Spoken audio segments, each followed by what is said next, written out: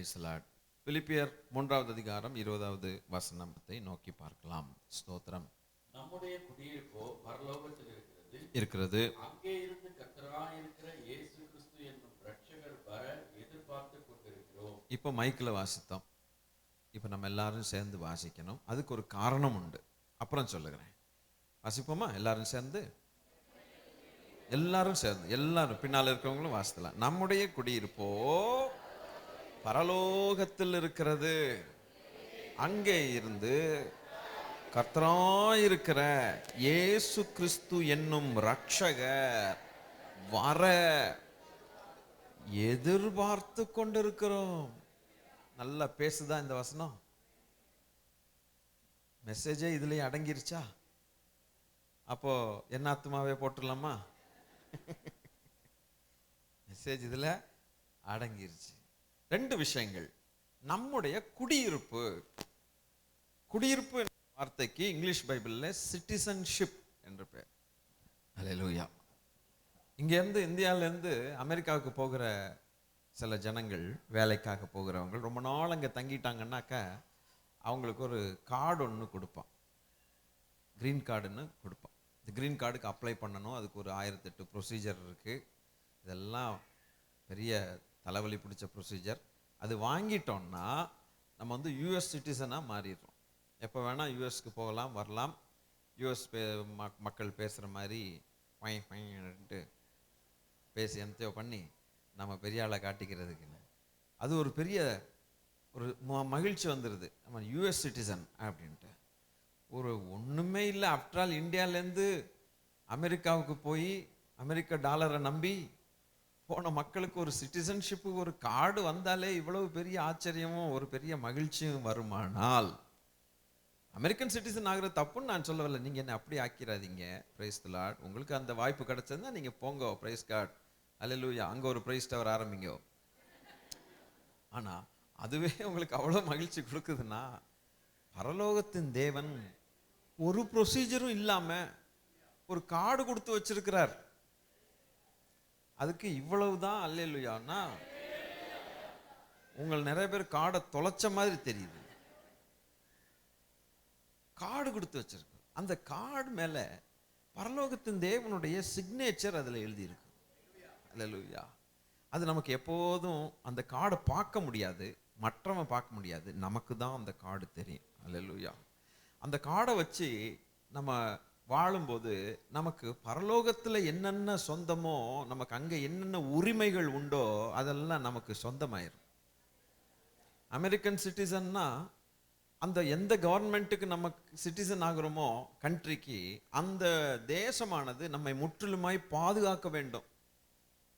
அதுதான் சிட்டிசன்ஷிப்பு. நமக்கு எது ஆபத்து வந்தாலும் அந்த கண்ட்ரி என்ன செய்யும்? நம்மை பாதுகாக்கும். அதுதான் சட்டத்தின்படி. அது உண்மையா நடக்குதோ இந்த உலகத்துல இல்லையோ அது வேற விஷயம். நாயை சுட்டு தள்ளுற மாதிரி மனுஷங்களை சுட்டு தள்ளக்கூடிய காலங்களில் நம்ம வந்திருக்கிறோம். எலி என்னமோ அடிக்கிற மாதிரி மனுஷங்களை அடிக்கிற காலங்களில் வந்திருக்கிறோம். இதெல்லாம் நீங்கள் சில நேரங்கள் நெட்லையும் டிவிலையும் சில நமக்கு தெரியாத நியூஸ் இருக்குது. நீங்கள் கொஞ்சம் அதெல்லாம் உற்று பார்த்தீங்கன்னா பரிதாபமாக இருக்கும். மனுஷனை கட்டை போட்டு அடின்னு அடித்து அப்படியே தரதரம் இழுத்துட்டு போய் டெட் பாடியை இழுத்துட்டு போய் புதைச்சிடுறாங்க. இப்படியெல்லாம் நமக்கு நடக்குது. கேங் ரேப் நடக்கும். இதெல்லாம் சமீபத்தில் நார்த் இந்தியாவில் ரொம்ப அதிகமாக நடந்து கொண்டு வருகிறது. பேப்பர்களில் வாசிக்கிறோம்.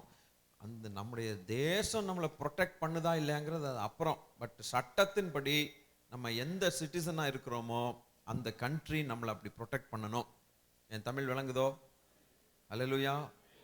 இப்போ பரலோகத்தின் சிட்டிசன்ஷிப் நம்ம வாங்கிட்டதுனால, அல்லேலூயா, நம்முடைய முழு பொறுப்பு, பாதுகாக்கும் உரிமை எல்லாம் யாருக்கு? இப்போ பொறுப்பு யாருக்கு இருக்குன்னா பரலோகத்தின் ராஜாவுக்கு இருக்கிறது. அல்லேலூயா. உங்களுக்கு விளங்குற மாதிரி சில சத்தியங்களை சொல்லி தந்துறேன். அது அப்படியே கொண்டு போகிறேன். இது போக போக போகத்தான் இந்த பிரசங்கமே விளங்கும். ஆரம்பத்திலே எனக்கு எல்லாம் விளங்கும்னு காத்திருந்தீங்க, கஷ்டம். அதனால நீங்கள் கொஞ்சம் பொறுமையாக இருக்கணும். Price the Lord.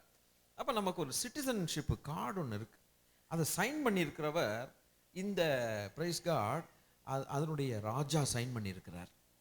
ஆமென். இப்போ உதாரணமாக சொல்லுகிறேன். இப்போ நம்ம நம்ம இந்தியன் ஒருத்தர் ஒரு ஈராக்கில் இருக்கிறாருன்னு வச்சுங்களேன், வேலை செய்கிறாருன்னு வச்சுங்களேன். அவருக்கு ஏதாவது ஆபத்து நேரிடுமானால் ஈராக்கு கவர்மெண்ட் அவருக்கு ஒன்றும் செய்யாது. ஆனால் இந்த ஈராக்கு கவர்மெண்ட்டை செய்ய வைக்கிறது யாருன்னு கேட்டிங்கன்னா, நம்முடைய இந்திய தூதரகம் அங்கே இருக்கும். தூதர் ஒருவர் இருப்பார், அவருக்கு பேர் தான் அம்பாசடர்னு பேர். நம்மால் ஒருத்தன் என்ன செய்வான், ஒரு ஐஏஎஸ் ஆஃபீஸர் அங்கே இருப்பார், ஒரு அம்பாசடர் இருப்பார். பாகிஸ்தானில் போனீங்கன்னா பாகிஸ்தானில் இந்தியன் அம்பாசடர் ஒருத்தர் உட்கார்ந்துருப்பார். சட்டத்தை பார்த்தீங்கன்னா எவ்வளோ அழகா இருக்கு தெரியுமா? ரொம்ப அழகா இருக்கும். ஏன்னா ஒவ்வொரு சட்டமும் ஒவ்வொரு காரியமும் பரலோகத்தின் தேவனிடத்துல தான் இறங்கி வருகிறது. அதனால தான் இவ்வளோ அழகா இருக்குது. மனுஷன் வச்சது கிடையாது, மனுஷன் அப்படி வச்சுக்க முடியாது. ஸ்ரீலங்காவில் போனீங்கன்னா ஸ்ரீலங்காவில் நம்ம இந்தியன் தூதரகம் ஒன்று இருக்கும், எம்பசி ஒன்று இருக்கும், அம்பாசிடர் அங்கே இருப்பார். அங்கே வாழுகிற இந்தியர்களுக்கு ஏதாவது ஒரு ஆபத்து வந்ததுன்னா உடனே அம்பாசிடர் பறந்து வருவார்.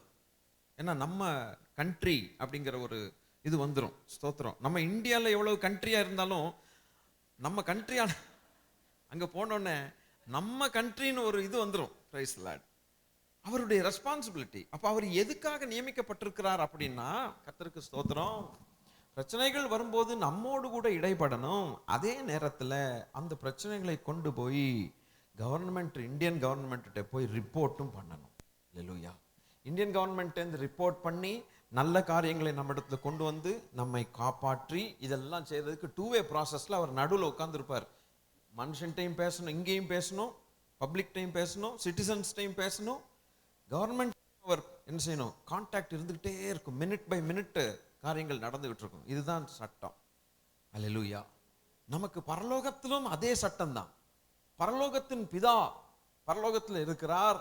அவர் குமாரனை அனுப்பி தந்து அம்பாசிடராக அனுப்பி தந்திருக்கிறார். நமக்கு ஒரு அம்பாசிடர் உண்டு. Praise God. நம்முடைய கவலைகளையும் நம்முடைய துக்கங்களையும் ஏற்றுக்கொண்டு நம்மை விசாரிக்கிற அம்பாசிடர் ஒருவர் உண்டு. அவர் பெயர் தான் நாம் ஆராதித்து கொண்டிருக்கிற நம்முடைய கர்த்தராய் இருக்கிற இயேசு கிறிஸ்துவானவர். அல்லேலூயா. நாம இங்க உட்கார்ந்துட்டு இருக்கிறோம். இங்க எங்க உட்கார்ந்துட்டு இருக்கிறோம்? இந்த உலகம் நமக்கு சொந்தமானது அல்ல. இங்க நாம் ஒரு பரதேசிகளை போல உட்கார்ந்து கொண்டிருக்கிறோம். ஹல்லேலூயா. இன்னைக்கு ரொம்ப தெளிவாய் கர்த்தருடைய பிள்ளைகள் மைண்ட்ல கரெக்டான ஒரு பிக்சர் இன்னைக்கு வரும். வேற ஒரு கண்ட்ரில உட்கார்ந்து இருக்கிறோம், வேற ஒரு உலகத்துல உட்கார்ந்து இருக்கிறோம். சொல்ல மனசு வரல, இல்ல வரணும். நீங்கெல்லாம் என்ன உலகத்துல உட்கார்ந்து இருக்கீங்க அப்படின்னு சொன்னா, நீங்க எங்க உட்கார்ந்து இருக்கீங்கன்னு கேட்டா, நாங்க வேற ஒரு உலகத்துல இருக்கிறோம், ஆனா எங்க உலகமே வேறன்னு சொல்ல தெரியணும். வேண்டாம். துள்ளி குதிச்சு சொல்லணும் அல்லவா? என்ன சொல்றீங்க? எங்க உலகமே வேறன்னு சொல்ல தெரியணும். இது கத்து கொடுத்து சொல்லக்கூடாது.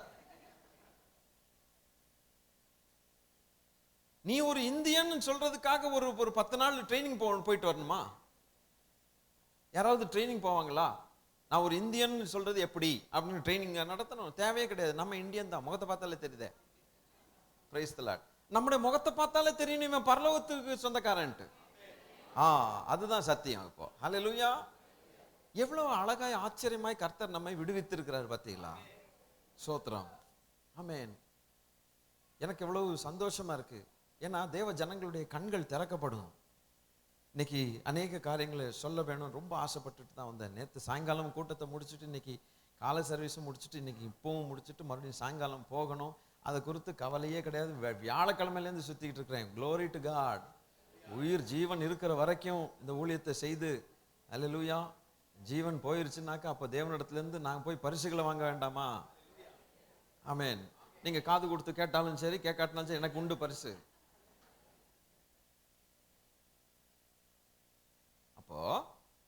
வேற ஒரு லேண்ட்ல நம்ம இருக்கிறோம். இந்த லேண்ட் முதல்ல நமக்கு சொந்தம் அப்படின்னு நினைச்சிட்டு உட்கார்ந்துருந்தோம் ஒரு காலத்துல. ஏன்னா இந்த லேண்டுக்கு சொந்தக்காரன் நம்மளை அடக்கி வச்சிருந்தான். நம்மளை என்ன செஞ்சு வச்சிருந்தான்? அடக்கி வச்சிருந்தான். குறவலையை பிடிச்சிட்டு வச்சிருந்தான் அப்படின்னு. தேவன் வந்தார், அம்பாசிடரை அனுப்பினார். இந்த சொந்த இதுல இருந்து பிசாசின் கிரியைகளை அழிப்பதற்கே தேவகுமாரன் என்ன செய்தாராமா? வெளிப்பட்டார். அவனுடைய கிரியைகளை அழித்தார், நம்மை விடுவித்தார். ஹல்லேலூயா. விடுவித்து அன்பின் குமாரனுடைய ராஜ்யத்தில் கொண்டு போய் சேர்த்தார். வசனம் என்ன சொல்லுது? அன்பின் குமாரனுடைய ராஜ்யம். அன்பின் குமாரன்.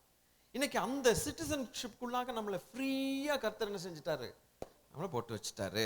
இதுதான் மெசேஜா? இல்ல, இதுக்கு பின்னால வருது, பெரிய காரியங்கள் வரும், கவனிங்க. ஹல்லேலூயா. அப்போ பிதாவே எடுக்க வேண்டாம், எடுக்க வேண்டாம், எடுக்க வேண்டாம், உடனே எடுத்துருவீங்க, எங்களுக்கு தெரியும்.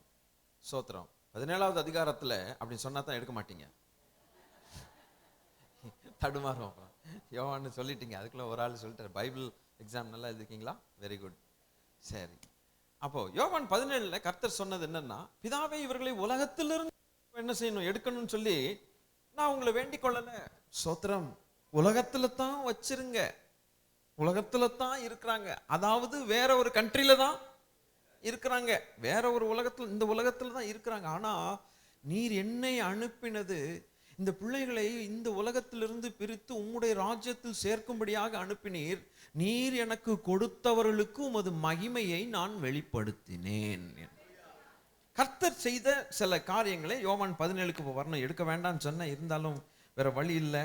நீங்க யார் யார் ஜெபிச்சு தெரிஞ்சுக்கிட்டே பயங்கர ஆண்டவரே, ஒரு முறையாவது பார்த்தா 3 பேர் எனக்கு தந்த உம்முடைய முதல்ல நாம் அவர் வெளி விட்டால் என்னிடத்திற்கு வர புதுசா வந்திருக்கிறோம். பிதா நம்மை இழுத்துண்ட நாம கொஞ்சம் ஆரம்பிக்கிறோம். ஐய தங்கம், சுத்த தங்கம், அது இதெல்லாம் சொல்லி, ஆனா சுத்தமா போகுது, முடியவே முடியாது. இதுதான் உலகத்து மனுஷர்கள் என்ன செய்றாங்கன்னா, தங்கள் பாவங்கள்ல இருந்து எப்படியாவது வெளியில வர முடியுமா அப்படின்ட்டு என்னென்னமோலாம் பிரயாசப்படுகிறார்கள். அவர்களால் முடியாது. அவர்களுக்கு ஒரு ரட்சகர் தேவை. பரிசுத்த ஆவியானவர் ஒரு நாள் நம்மிடத்துல வந்தார், வந்து சொன்னார், சொல்லிக்கொண்டே இருந்தார், ஒரு முறை இல்லை. நம்ம எல்லாம் பயங்கர முரட்டு ஜனங்கள். சோத்திரம். எத்தனை முறை சொன்னார், உனக்கு ஒரு ரட்சகர் தேவை, உனக்கு ரட்சகர் தேவை, உனக்கு ரட்சகர் தேவை, ரட்சகர் தேவை, சொல்லி சொல்லி சொல்லி சொல்லி நம்ம பின்னாலேயே ஓடி வந்து நம்மளை உற்றாம. Price the Lord. நம்மெல்லாம் பயங்கரமான ஆசாமிகள் இல்லையா? ஒரு நாள் வந்தது, அப்போ இருதயம் இளகினது. அப்படியா? ஓ சரிதான். யார் அந்த ரட்சகர்? ஆண்டவரே, அதோ உன் ரட்சகர் சிலுவையிலே தொங்கினார், காட்டினார், ஃபினிஷ்டு. அன்னைக்கு தேவகுமாரன் நம்ம உள்ளத்தில் பிரவேசித்தார். பிதா அங்கிருந்து தேவன் அருள் கொடுத்தார். நாம் அவருடைய பிள்ளைகளாய் மாறி இருக்கிறோம். ஹல்லேலூயா. அப்போ அவருடைய நாமத்தை முதலாவது நமக்கு வெளிப்படுத்தினார். ஆச்சரியமாக இருக்கிறது. இரண்டாவது அவர் வெளிப்படுத்தினது என்ன? 8வது வசனம், நீர் எனக்கு கொடுத்த வார்த்தைகளை நான் அவர்களுக்கு கொடுத்தேன். இரண்டாவதாக இயேசு நமக்கு கொடுத்த காரியம் என்ன? தேவனுடைய வாயிலிருந்து புறப்பட்டு வந்ததான வார்த்தையை தேவன் நமக்கு கொடுத்திருக்கிறார். நீங்கள் விசேஷித்தவர்கள். நான் முதல் நாள் அவர்களுக்கு அந்த சர்ச்சில் பேசும்போது நீங்கள் விசேஷித்தவர்கள்ங்கிற டாப்பிக்கை தான் பேசினேன். எபிரேய புஸ்தகத்திலிருந்து எடுத்து கொண்டு வந்து அப்படியே போய் நீங்கள் விசேஷித்தவர்கள் என்று கொண்டு போய் பேசினேன். நீங்கள் விசேஷித்தவர்கள், ஆகாயத்து பறவைகளை பார்க்கலாம் உங்களுக்கு நல்லா கிடைக்குது, நீங்கள் விசேஷித்தவர்கள், உங்களுக்கு சாப்பாடு கிடைக்குது, ஷூ கிடைக்குது, அது கிடைக்குது. இது கிடைக்கிறதுனால மாத்திரம் நாம் விசேஷித்தவர்கள் அல்ல. இயேசு சொன்னதை கொஞ்சம் ஆழமாக கவனித்து பார்த்தால், இப்ப அதை எடுக்க வேண்டாம். பைபாஸ் ரோட்ல போறதுனால நம்ம விசேஷித்தவர்கள். அது என்ன பைபாஸ் ரோடு? ஸ்தோத்திரம். உலகப்படியான வந்த நியாயப்பிரமாணத்தின்படி மோசே வழியாய் வந்த ஆசாரியர்கள், லேவி கோத்திரத்து ஆசாரியர்களே, அதை காட்டிலும் ஒரு மேலான ஆசாரியத்துவமாகிய மெல்கிசேதேக்கின் முறைமையின்படி வந்தவருக்கு ஆபிரகாம் மூலமாக காணிக்கைகளை கொடுத்தாரே. பெரியவன் சின்னவன் பெரியவனால் ஆசீர்வதிக்கப்பட வேண்டும் என்கிற சட்டம் இருக்கும் பொழுது, இந்த உலகப்படி லேவிய கோத்திரத்திலிருந்து வந்த ஆசாரியர்களே மெல்கிசேதேக்கின் முறைமையின் ஆசாரியத்துக்கு உட்பட்டவர்களாய் இருக்கும் பொழுது, நாம் லேவி கோத்திரத்து ஆசாரியத்துவத்தின் மூலமாக வராமல் நேரடியாக மெல்கிசேதேக்கின் முறைமையின்படி வந்த மகா பரிசுத்த பிரதான ஆசாரியராகி இருக்கிற கிறிஸ்து இயேசு மூலமாக டைரக்டாக நாம் ஆசீர்வதிக்கப்பட்டவர்கள், தெரிந்து கொள்ளப்பட்டவர்கள். அதனால தான் விசேஷித்தவர்கள். Price the Lord. நம்ம இல்லாமல் அவர்கள் பூர்ணப்படவில்லைன்னு சொல்லி போட்டிருக்கு இல்லையா? அப்ப இங்க ஒரு விசேஷம் என்னன்னு கேட்டா, தேவனுடைய வார்த்தையை நான் அவர்களுக்கு கொடுத்தேன். மூன்றாவதாக 9வது வசனத்தின் கடைசி பகுதி, நீர் எனக்கு தந்தவர்களுக்காக வேண்டிக் கொள்கிறேன். இப்பொழுது இயேசு செய்த வேலையை பாருங்கள். அவர் முதலாவது தம்முடைய நாமத்தை வெளிப்படுத்தினார். இரண்டாவது பிதாவின் நாமத்தை வெளிப்படுத்தினார், இரண்டாவதாக அவருடைய வார்த்தையை வெளிப்படுத்தினார், மூன்றாவது தேவகுமாரனே நமக்காக ஜெபித்திருக்கிறாராம். இவர்களுக்காக மாத்திரமல்ல, இவர்கள் சாட்சிகளை கேட்டு இவர்கள் வார்த்தைகளை கேட்டு விசுவாசிக்கிறவர்களுக்காகவும் நான் ஜெபிக்கிறேன்னு கர்த்தர் ஜெபிச்சிருக்கிறார். ஐயா, இன்னைக்கு எந்த பாஸ்டர் ஜெபிக்கிறத காட்டிலும் தேவகுமாரனே உங்களுக்காக எனக்காக ஜெபம் பண்ணி இருக்கிறாரு. இதுதான் ஐயா சந்தோஷம். ஹல்லேலூயா. மனுஷ ஜெபிக்கிறது காட்டிலும் குமாரன் ஜெபித்ததுனால ஃபினிஷ்டு. நம்ம எல்லாம் அந்த ஆடுகள் உள்ள தொழுவத்துக்குள்ள வந்து சேர்ந்தாச்சு போங்க. ஹல்லேலூயா. முக்கியம். மூன்றாவது. நான்காவது 10வது வசனத்தின் கடைசி பகுதியில் வாசிக்கும் போது, அவர்களில் நான் மகிமைப்பட்டிருக்கிறேன். இப்ப குமாரன், நம்மிலே குமாரன் மகிமைப்பட்டாராம். மகிமைப்பட்டு கொண்டும் இருக்கிறார், இன்னமும் மகிமைப்படுவார். 5வது 12வது வசனத்துக்கு போகும் பொழுது, நான் அவர்களுடனே உலகத்தில் அவர்களை உம்முடைய நாமத்தினாலே காத்துக்கொண்டேன் என்று சொன்னார். அப்ப நாம் காக்கப்படுகிறது குமாரனுடைய பிதாவின் நாமத்தினாலே நாம் காக்கப்பட்டு வருகிறோம். எத்தனை துன்பங்கள், எத்தனை தொல்லைகள், எத்தனை காரியங்கள் உண்டு. ஸ்தோத்திரம். இதோ இன்னைக்கு ஒரு நல்ல சாட்சியை கேட்டோம். கர்த்தருக்கு ஸ்தோத்திரம். காத்து கொண்டது யாரு? தேவனே. சேதம் வராமல் காத்து கொண்டது யாரையா? தேவனே காத்து கொண்டார். நமக்கு எத்தனை ஆபத்து வந்தது, எத்தனை நோய்கள் வந்தது, ஐயோ, எத்தனை ஆக்சிடென்ட்கள் சம்பவிக்க போச்சு. ஸ்தோத்திரம். அவருடைய உண்மை நம்மை காப்பாற்றும், அவருடைய கரம் நம்மை காப்பாற்றும். தைரியமாய் நாம் இருக்கலாம், தைரியமாய் இருக்கலாம். Praise God. ஹல்லேலூயா. ஒரு சின்ன பிள்ளை யாரை குறித்து கவலைப்படாம அது பாட்டுக்கு தூங்குற நேரத்தை மூஞ்ச பார்த்தீங்கன்னா, அது எனக்கு என்ன இடிஞ்சு விழுந்தா எனக்கு என்ன வானோன்ட்டு அது பாட்டுக்கு தூங்கும். ஸ்தோத்திரம். அதுக்கு ஏதாவது ஒன்று ஆகி போச்சு கீன்னு ஒரு கத்துச்சு, முதல்ல தாய் தகப்பன் வந்து என்னம்மா என்னன்னு ப்ரொடெக்ட் பண்ணி, அது போல தேவனாகிய கர்த்தர் நம்மை காத்துக்கொள்ளுகிற தேவன். ஹல்லேலூயா. உடைய நாமத்தில் காத்துக்கொண்டேன். இனி 18வது வசனத்துல நீங்க பாத்தீங்கன்னா, 6வதாக, நீர் என்னை உலகத்தில் அனுப்பினது போல நானும் அவர்களை உலகத்திலே அனுப்புகிறேன். அப்ப நம்மை அனுப்புகிறது தேவன். ஆமென். இது விளங்கல உங்களுக்கு? எனக்கு தெரியுமே. நம்மை அனுப்புகிறாராம். மனுஷன் அனுப்பல நம்மள, தேவனே நம்மை அனுப்புகிறார் ஒரு இடத்துக்கு. அப்போ direct command of the ambassador. நாம் இந்த உலகத்தில் இருந்தாலும் நம்மோடு கூட இருக்கிற ஒரு ஹெவன்லி அம்பாசிடர் நம்மோட கூட இருக்கிறார். புரியலையோ? நான் புரிய வைக்க வேண்டுமே இன்னும். அதனால தான் ஆண்டவர் சொன்னார், உங்களை நான் திக்கற்றவர்களாய் விடேன், என்னிடத்தில் வருகிற ஒருவனையும் நான் புறம்பே தள்ளுவதில்லை. உலகத்தின் முடிவு பர்யந்தம் உங்களோடு கூட சதா காலங்களிலும் நான் உங்களுடன் கூட இருக்கிறேன். யார் இருக்கிறா? அம்பாசிடர் நம்மோடைய கூட இருக்கிறார் இந்த கண்ட்ரியில. ஹல்லேலூயா. இந்த உலகத்துல. அதே வேளையில் கவர்மெண்டோடையும் பேசிட்டு இருக்கிறார். எந்த கவர்மெண்ட்? ஹெவன்லி கவர்மெண்டோட பேசிட்டு இருக்கிறார். என்ன பேசுகிறார்? நமக்காக அவருடைய ரத்தம் பரிந்து பேசிக் கொண்டிருக்கிறதா. அவர் பரிந்தும் பேசுகிறார், நம்மோடு கூடவும் இருக்கிறார். First class ambassador. ஹல்லேலூயா. என்னமோ இப்படி சொல்லித்தான் நம்ம தேவனை ஆராதிக்க வேண்டியிருக்கு. எவ்வளவு ஒரு உண்மை பத்தீங்களா? ரியாலிட்டி பத்தீங்களா? அதுதான் ரியாலிட்டி. ஸ்தோத்திரம். நம்ம எவ்வளவு பத்திரப்படுத்தி வைக்கிறார். ஒரு நாள், ஸ்தோத்திரம், ஒரு நாள் என்ன நடக்கும் சொல்றேன். இங்க இருந்து ஒருவேளை ஈராக்ல இருக்கிறான்னு வச்சுங்களேன், இந்தியன்ஸ், பயங்கரமான போர் வருதுன்னு வச்சுங்களேன், ஈராக்ல இந்தியர்களுக்கு ஆபத்து வருதுங்கிற ஒரு நிலைமை வரும்பொழுது அந்த இந்தியன் அம்பாசிடர் எல்லா இந்தியன்ஸும் என்ன செய்வார்? முதலாவது இந்தியாவுக்கு அனுப்பி விடுவார். அவருடைய பொறுப்பு அரேஞ்ச் பண்ணுவார், ஃப்ளைட் அரேஞ்ச் பண்ணுவார்.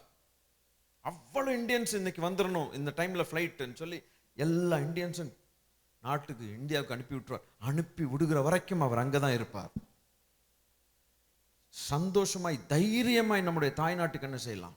வரலாம். ஏன்? நமக்கு ஒரு ஆபத்து அங்கே விளை வருதுன்னு சொல்லும்போது அம்பாசிடர் சும்மா இருக்க மாட்டார்.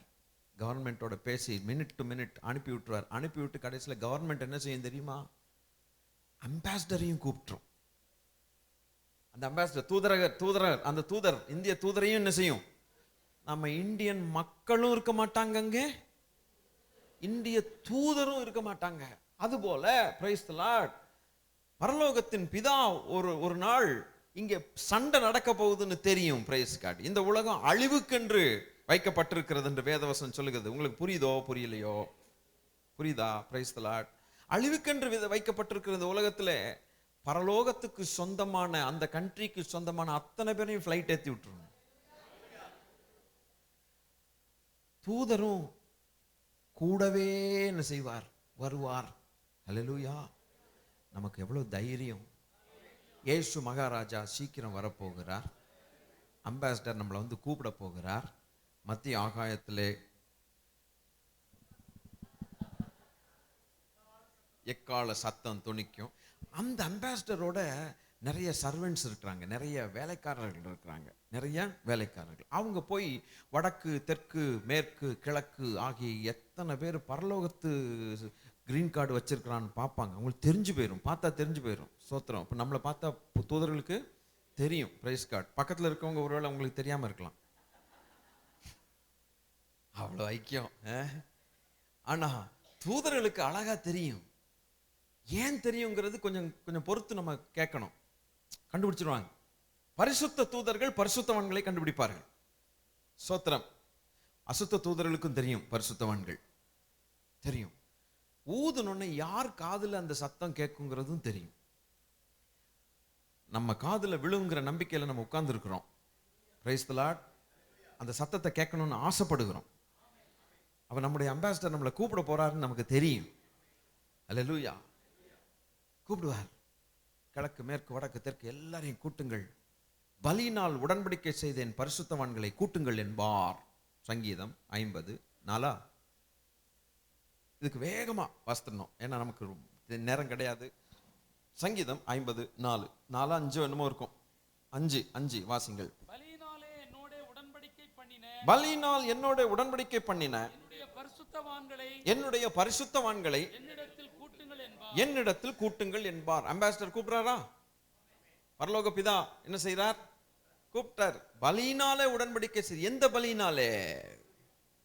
அவர் பலி செலுத்தினார் அல்லவோ, அவர் நமக்காக பலியானார் அல்லவோ, சிலுவையிலே நமக்காக மரித்தார் அல்லவோ இயேசு. அந்த உடன்படிக்கையின் ரத்தம், அந்த உடன்படிக்கையின் ரத்தம். நாம என்ன உடன்படிக்கை செய்கிறோம்? நல் மனசாட்சியின் உடன்படிக்கையான ஞானஸ்நானம். அவரும் உடன்படிக்கை செய்கிறார், அதாவது கை கொடுக்கிறார். திருப்பி யார் கை கொடுக்கணும்? கை கொடுத்தவனுக்கு உன் ஃப்ரெண்டு கை கொடுக்கிறார், நீங்க பாட்டுக்கு இப்ப கை எப்படி வச்சுட்டு போனீங்கன்னா எப்படி இருக்கும்? அவமரியாதை. ஒருத்தர் கை கொடுக்கிறார்னா திருப்பி என்ன செய்யணும்? குட், கை கொடுக்கணும். அப்போ நான் உம்மோடு கூட உடன்பட்டிருக்கிறேன் என்கிற அர்த்தம். ஹல்லேலூயா.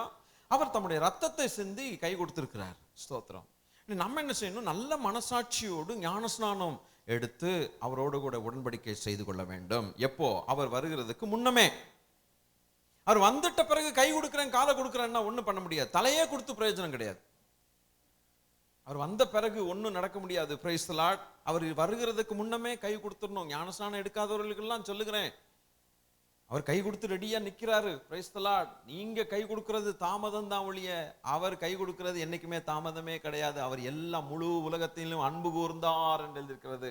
தேவன் தம்முடைய ஒரே பேரான குமாரனை விசுவாசிக்கிறவன் எவனோ அவன் கெட்டு போகாமல் நித்திய ஜீவனை அடையும்படிக்கு அவரை தந்தருளி இவ்வளவாய் உலகத்துல. அப்ப எல்லாத்தையும் கை கொடுத்துட்டே வந்துட்டு இருக்காரு. முழு உலகத்தையும் கை கொடுக்கிறார். இன்னைக்கும் ரெடியா இருக்கு. I want to shake hands with people. I want to enter into a life of covenant, a time of covenant, agreement. இன்னைக்கு யார் அக்ரி பண்ண போகிறீங்க தெரியலையே. Price the Lord. ஆகஸ்ட் முடியுது, செப்டம்பர் முதல் வாரத்துல முதல் சண்டே ஞானஸ்நான ஆராதனை இருக்கும். நான் பார்க்க போறேன் எத்தனை பேர் தேவனோட கை கொடுக்கிறதுக்கு ஆயத்தம்னு. அவ்வளவுதான் நான் சொல்ல முடியும். நான் உங்க கையெல்லாம் இழுத்து கொண்டு போய் அப்படின்னு நீட்ட முடியாது. ஸ்தோத்திரம். குடுன்னு சொல்ல முடியாது. அப்படி கொடுத்தாலும் நீங்க விரலெல்லாம் முடக்கி வச்சுட்டு இப்படிம்பீங்க. அதல்ல, என் தேவனேன்ட்டு பறந்து வரக்கூடிய ஆட்கள் தேவனுக்கு வேணும். அல்லேலூயா. ஃபுல்லா நிறைய லோட் ஆயிருக்கு. ஆனா அதுவும் லோட் ஆயிருக்கு. அந்த கிளாக்கு அது போகுது, வேகமா போகுது. என்னால அந்த ஸ்பீடுக்கு போக முடியல. இருக்கட்டும், பரவாயில்ல. ஒரு மனுஷனை குறித்து ஆண்டவர் சொன்னார், தம்பி நான் சொல்ற இடத்துக்கு நீ போனார். ஐயா சரிதான் அப்படின்ட்டு கூடாரமா செஞ்சு கூடாரத்தை பேர்த்துட்டான். பேர்த்து போனான். அப்படின்னு தலையை சொரிஞ்சாலே அப்பவுமே அந்த ஆணி எடுத்துருவான் அவன். தலையை சொரியும் போதே ஆணி எடுக்கிறான். அப்ப ஐயா வேற இடத்துக்கு போக சொல்றாருன்னு அர்த்தம். அப்புறம் சாப்பிட்டியா அப்படின்னா போதும், 4 ஆணி எடுத்துருவான். கூட அர்த்தம் தான், சாப்பிட்டேன் ஆண்டவரே, எப்போ எங்க போகணும் சொல்லுங்க. அதானே, நீ எப்பவுமே ரெடியா இருப்பேன்னு எனக்கு தெரியும், போலாமா நம்ம, வா இன்னொரு இடத்துக்கு போகலாம். எப்படி? இந்த வந்துட்டேன் அப்படின்ட்டு போவான். ஒருத்தன் இருந்தாயா பாருங்க, பாவத்தின் நகரத்துக்குள்ளேயே வாசம் பண்ணினான். City of sin, city of sin, city of homosexuality, city of lesbianism. ஓரின சேர்க்கை இருக்கக்கூடிய அந்த பட்டணத்தில் குடியிருந்தான் என்று வாசிக்கிறோம். கூடாரம் போட்டுட்டான். சிங்கங்கள் இருக்கக்கூடிய இடத்துல கூடாரம் போட்டு ஒரு தேவ மனுஷன், அவனும் நீதிமான். அவனுடைய இன்லாஸ் மருமக்கள் மார்களே வேடிக்கை பண்ணார்களாம். இந்த ஆள் என்னத்தையாவது சொல்லுவான் அப்படின்னு சொல்லி வேடிக்கை பண்ணி அவங்களோட கூட வரல. அந்த தூதர்கள் பாருங்க, அதாவது பஸ் ரூட் நம்பர் 19, 18 இல்லை, போச்சு எல்லாம் அன்னைக்கே மறந்துட்டிய. Route number 19, bus route number 19 ஆபத்து சேர்க்காது, நம்ம கொண்டு போய் உப்பு தூணாக்கி விட்டுரும். ஆனா பஸ் ரூட் நம்பர் 18 மகிமையில சேர்க்கும். இன்னைக்கு ஆளுக்கு புரியல இதெல்லாம். இந்த பிரசங்கத்தை கேட்காதவங்க நிறைய பேர் இருக்கீங்க. அப்புறம் பாருங்க பிரைஸ் கார்டு, இந்த பஸ் என்னங்கிறது உங்களுக்கு சொல்லித்தான். மதுரமான சத்தியங்கள் அது. அல்லேலூயா. இவர் ரூட் நம்பர் 19ல டிராவல் பண்ணிட்டு இருக்கிறாரு. ஸ்தோத்திரம். அவன் அங்கே போய் உட்கார்ந்தோடனே இந்த தூதர்கள் வந்து பிடிச்சி, வாப்பா வாப்பா வாப்பா வாப்பா, எஸ்எம்எஸ் அனுப்பி, வாப்பா வாப்பா வாப்பா, தம்பி நாளைக்கு சண்டேப்பா, வாப்பா வாப்பா வாப்பான்னு கூப்பிட்டு, லேட்டாக வராதப்பா, எள்ளியா வாப்பா, நீ சீக்கிரம் வாப்பா, வந்து அப்படி இப்படி எல்லாம் மாறியாச்சு. ஸ்தோத்திரம். இங்கே ஒரு ரெப்ரசன்டேட்டிவ் இருக்கிறார் பார்த்தீங்களா? அல்லேலூயா. அப்படி கூப்பிட்டாதான் கெஞ்சி கூத்தாடி பாவ நகரத்திலிருந்து வெளியில வாப்பான்னு கூப்பிட வேண்டிய பரிதாபமான நிலைமை. அப்பவும் வந்து தொலைய மாட்டேங்கிறான். எப்படியோ போ, உன்னை மலைக்கு மேல போச்சுன்னா சமபூமிக்கு போய் ஒளி, எப்படியாவது போய் சேரு, நீ சீக்கிரம் போ, நான் அழிக்க போகிறேன் இந்த பட்டணத்தை, நீ அதுல தப்பிக்கணும், நீ மாட்டக்கூடாது, போ, நீ நான் அழிக்க போகிறேன். ஒரு வழியா வெளியில வந்தாங்க பாருங்க. 1+3, 1+3. அந்த 1+3லயே பாதியில ஒரு அம்மா அவுட்டு. அந்த அம்மா மேல இந்த அக்கினியும் கந்தகம் விழுந்து அந்த பட்டணம் அழியும் போது அப்படி திரும்பி பார்த்துச்சு. ஐயோ ஐயோ, என் பேங்க் அக்கவுண்ட் அங்கல்ல இருக்கு, என் சேலை அங்க மாட்டிக்கிடுச்சா. அக்கினி விழுந்த பிறகு சேலை மாட்டினா பேங்க் பாஸ்புக் எரிஞ்சா என்ன, எல்லாம் போயிடும். விடுறதுக்கு ஆசை இல்லை. அதுதான் சொல்றேன், இந்த உலகத்தில் இருக்கிறோம், நம்ம அந்த உலகத்துக்கு சொந்தம். இந்த உலகத்தை சீக்கிரம் விடுறதுக்கு ஆசை இருக்கணும். இப்போ இந்த உலகம் நமக்குள்ளே வந்துடக்கூடாது, உலகம் நமக்குள்ள வரக்கூடாது. வந்தா நமக்கு வெயிட் ஜாஸ்தி ஆயிடும். ஒரு ஒரு ஒரு 500 கிலோ எடை உள்ள கல்லை உள்ள வச்ச மாதிரி இருக்கும்.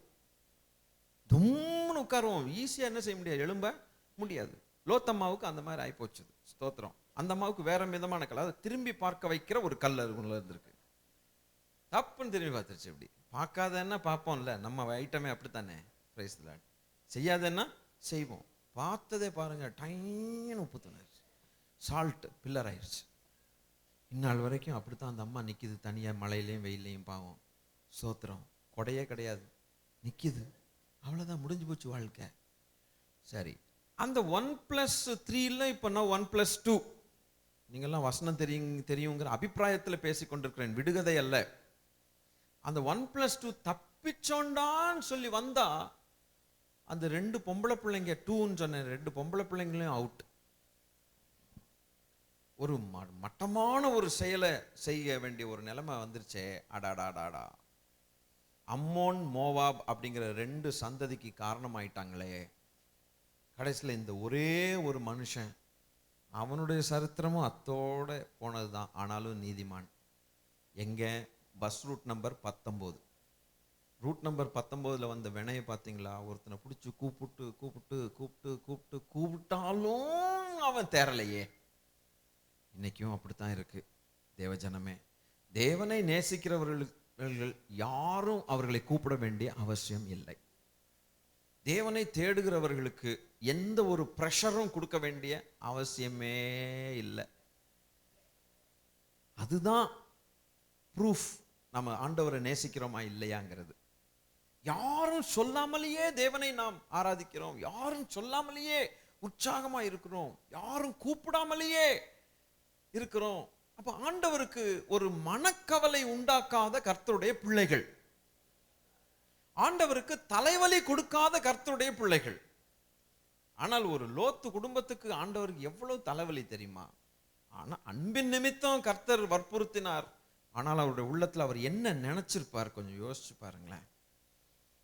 அது இவ்வளவு ஒரு நீதிமானா இருக்கிறான், அழிக்க போகிறேன்னு சொன்னா கூட என்ன செய்ய மாட்டேங்கிறான், வெளியில வரமாட்டேங்கிறான். இந்த உலகம் அழிவுக்கு வைக்கப்பட்டிருக்கிறது, இருந்தாலும் சபைக்குள்ள ஓடி வர மாட்டேங்கிறாங்களே. தேவஜனமே, ரொம்ப கவனமா இந்த உலகத்துல நம்ம வாழ. இது நமக்கு சொந்தம் அல்ல. ஹல்லேலூயா, ஆமென், ஹல்லேலூயா, பிரைஸ் தி லார்ட். இது நமக்கு சொந்தம் அல்ல. ஆமென். நீ உனக்கு சொந்தம் அல்லங்கிற ஒரு 2 சரணங்களை மாத்திரம் பாடணும் போல தோணுது. ஹல்லேலூயா. அதை முடிஞ்ச எடுத்து கொடுங்க. Praise the Lord. ஆமென். Yes Lord. ஹல்லேலூயா. நீ உனக்கு சொந்தம் அல்லவே, மீட்கப்பட்ட பாவி நீ உனக்கு சொந்தம் அல்லவே, நீ உனக்கு சொந்தம் அல்லவே, நீ மலன் கிறிஸ்துநாதர்க்கே சொந்தம், நீ உனக்கு சொந்தம் அல்லவே. சிலுவை மரத்தில் தொங்கி மரித்தாரே, திரு ரத்தம் ரத்தம் திருவிழாவில் வழியுது பாரே, மிகுந்த பாசத்தால் கொண்டாரே, மோட்ச மகிமை உனக்கு இவாரே, நீ உனக்கு சொந்தம் அல்லவே. இந்த நன்றியை மறந்து போனாயோ, இயேசுவை விட்டு எங்கேயாகிலும் மறைந்து திரிவாயோ,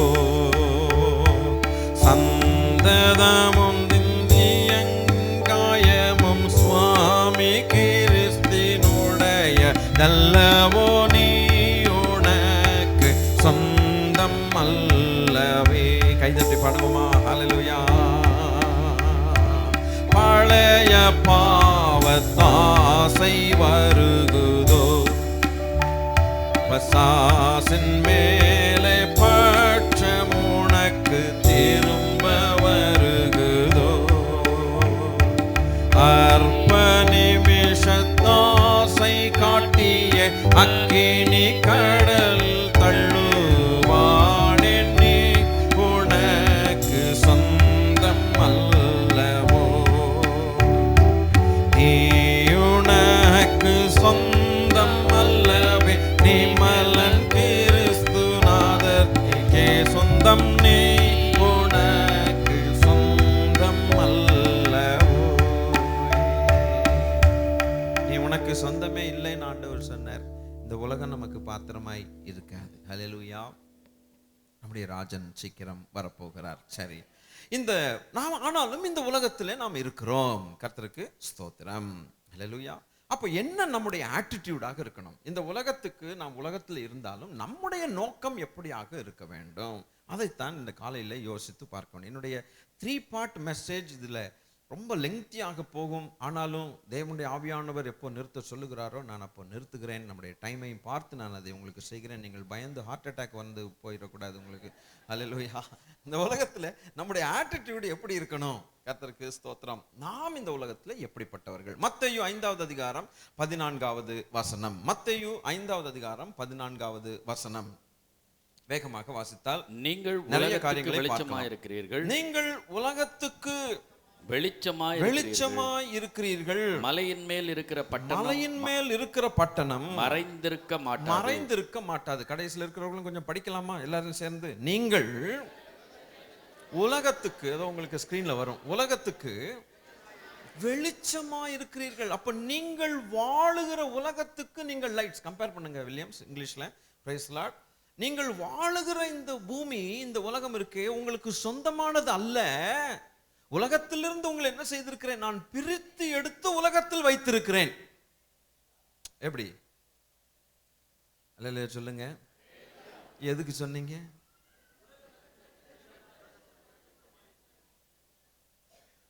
சொல்ல தெரியல. அதான் உலகத்திலிருந்து பிரித்து எடுத்து திருப்பி உலகத்திலேயே வச்சுட்டார். நிறைய பேர் சொல்றாங்க, சாமி நீங்க பிரிச்சிங்களே, வேற எங்கேயாவது கொண்டு வந்து எங்களை வைக்க கூடாது, இன்னும் மறுபடியும் அங்க போய் வச்சிருக்கிறீரே, என்னய்யா இது, நாங்க படுற பாடு தவிக்கிறோமே அப்படின்ட்டு சொல்லாம சொல்றீங்க. ஸ்தோத்திரம். உலகத்துல கர்த்தர் ஏன் வச்சிருக்கிறாருன்னு கேட்டீங்கன்னா, உலகத்துல இருந்து பிரிச்சு மறுபடியும் அதே மாதிரி உலகத்துல வைக்கல. இருளில் இருக்கக்கூடிய நம்மை பிரித்து வெளிச்சமாக்கி வெளிச்சமாக வைத்திருக்கிறார் உலகத்துல. அதுக்குத்தான் உலகத்துல கர்த்தர் திரும்பி வச்சிருக்கிறார். அப்படி விளங்கி இருக்குமே இப்போ? அல்லேலூயா. தம்முடைய பரிசுத்த ஆவியானவரை உள்ளே கொடுத்து, உள்ளே அனுப்பி, முற்றிலும் பிரகாசிக்க பண்ணி, பிரைஸ் தி லார்ட், கத கத கத கதன்னு எரிகிற ஒரு விளக்கை போல பிசாசு பார்த்தான். நம்மள்ட்ட இருக்கிற ஒரு ஆளை புடுங்கி, இது நான் பேசுறது ஒரு சிலருக்கு தான் ரொம்ப நல்ல விளக்கம். நம்மள்ட்ட இருக்கிற ஒரு ஆளை புடுங்கி நம்ம அவனுக்குள்ள டார்க்னஸ், இருளை வச்சு அடக்கி வச்சு ஸ்டஃப் பண்ணி வச்சிருந்தோம். இந்த ஆண்டவர் வந்ததுனால நம்மாலேயே புடுங்கி அவனுக்குள்ள இருக்கிற இருள் எல்லாம் போக்கி, அது எப்படி போக்கணும்னா, நீங்க 13ஆம் தேதி செப்டம்பர்லேருந்து வந்தா இருதயத்தின் காரியங்கள்லாம் விளங்கும். அப்பதான் உங்களுக்கு புரியும். அப்ப நீங்க வருவீங்க சர்ச்சுக்கு. அல்லேலூயா. இப்படி எல்லாம் சொல்ல வேண்டியிருக்கு, லோத்துக்கு சொன்ன மாதிரி. பரவாயில்ல.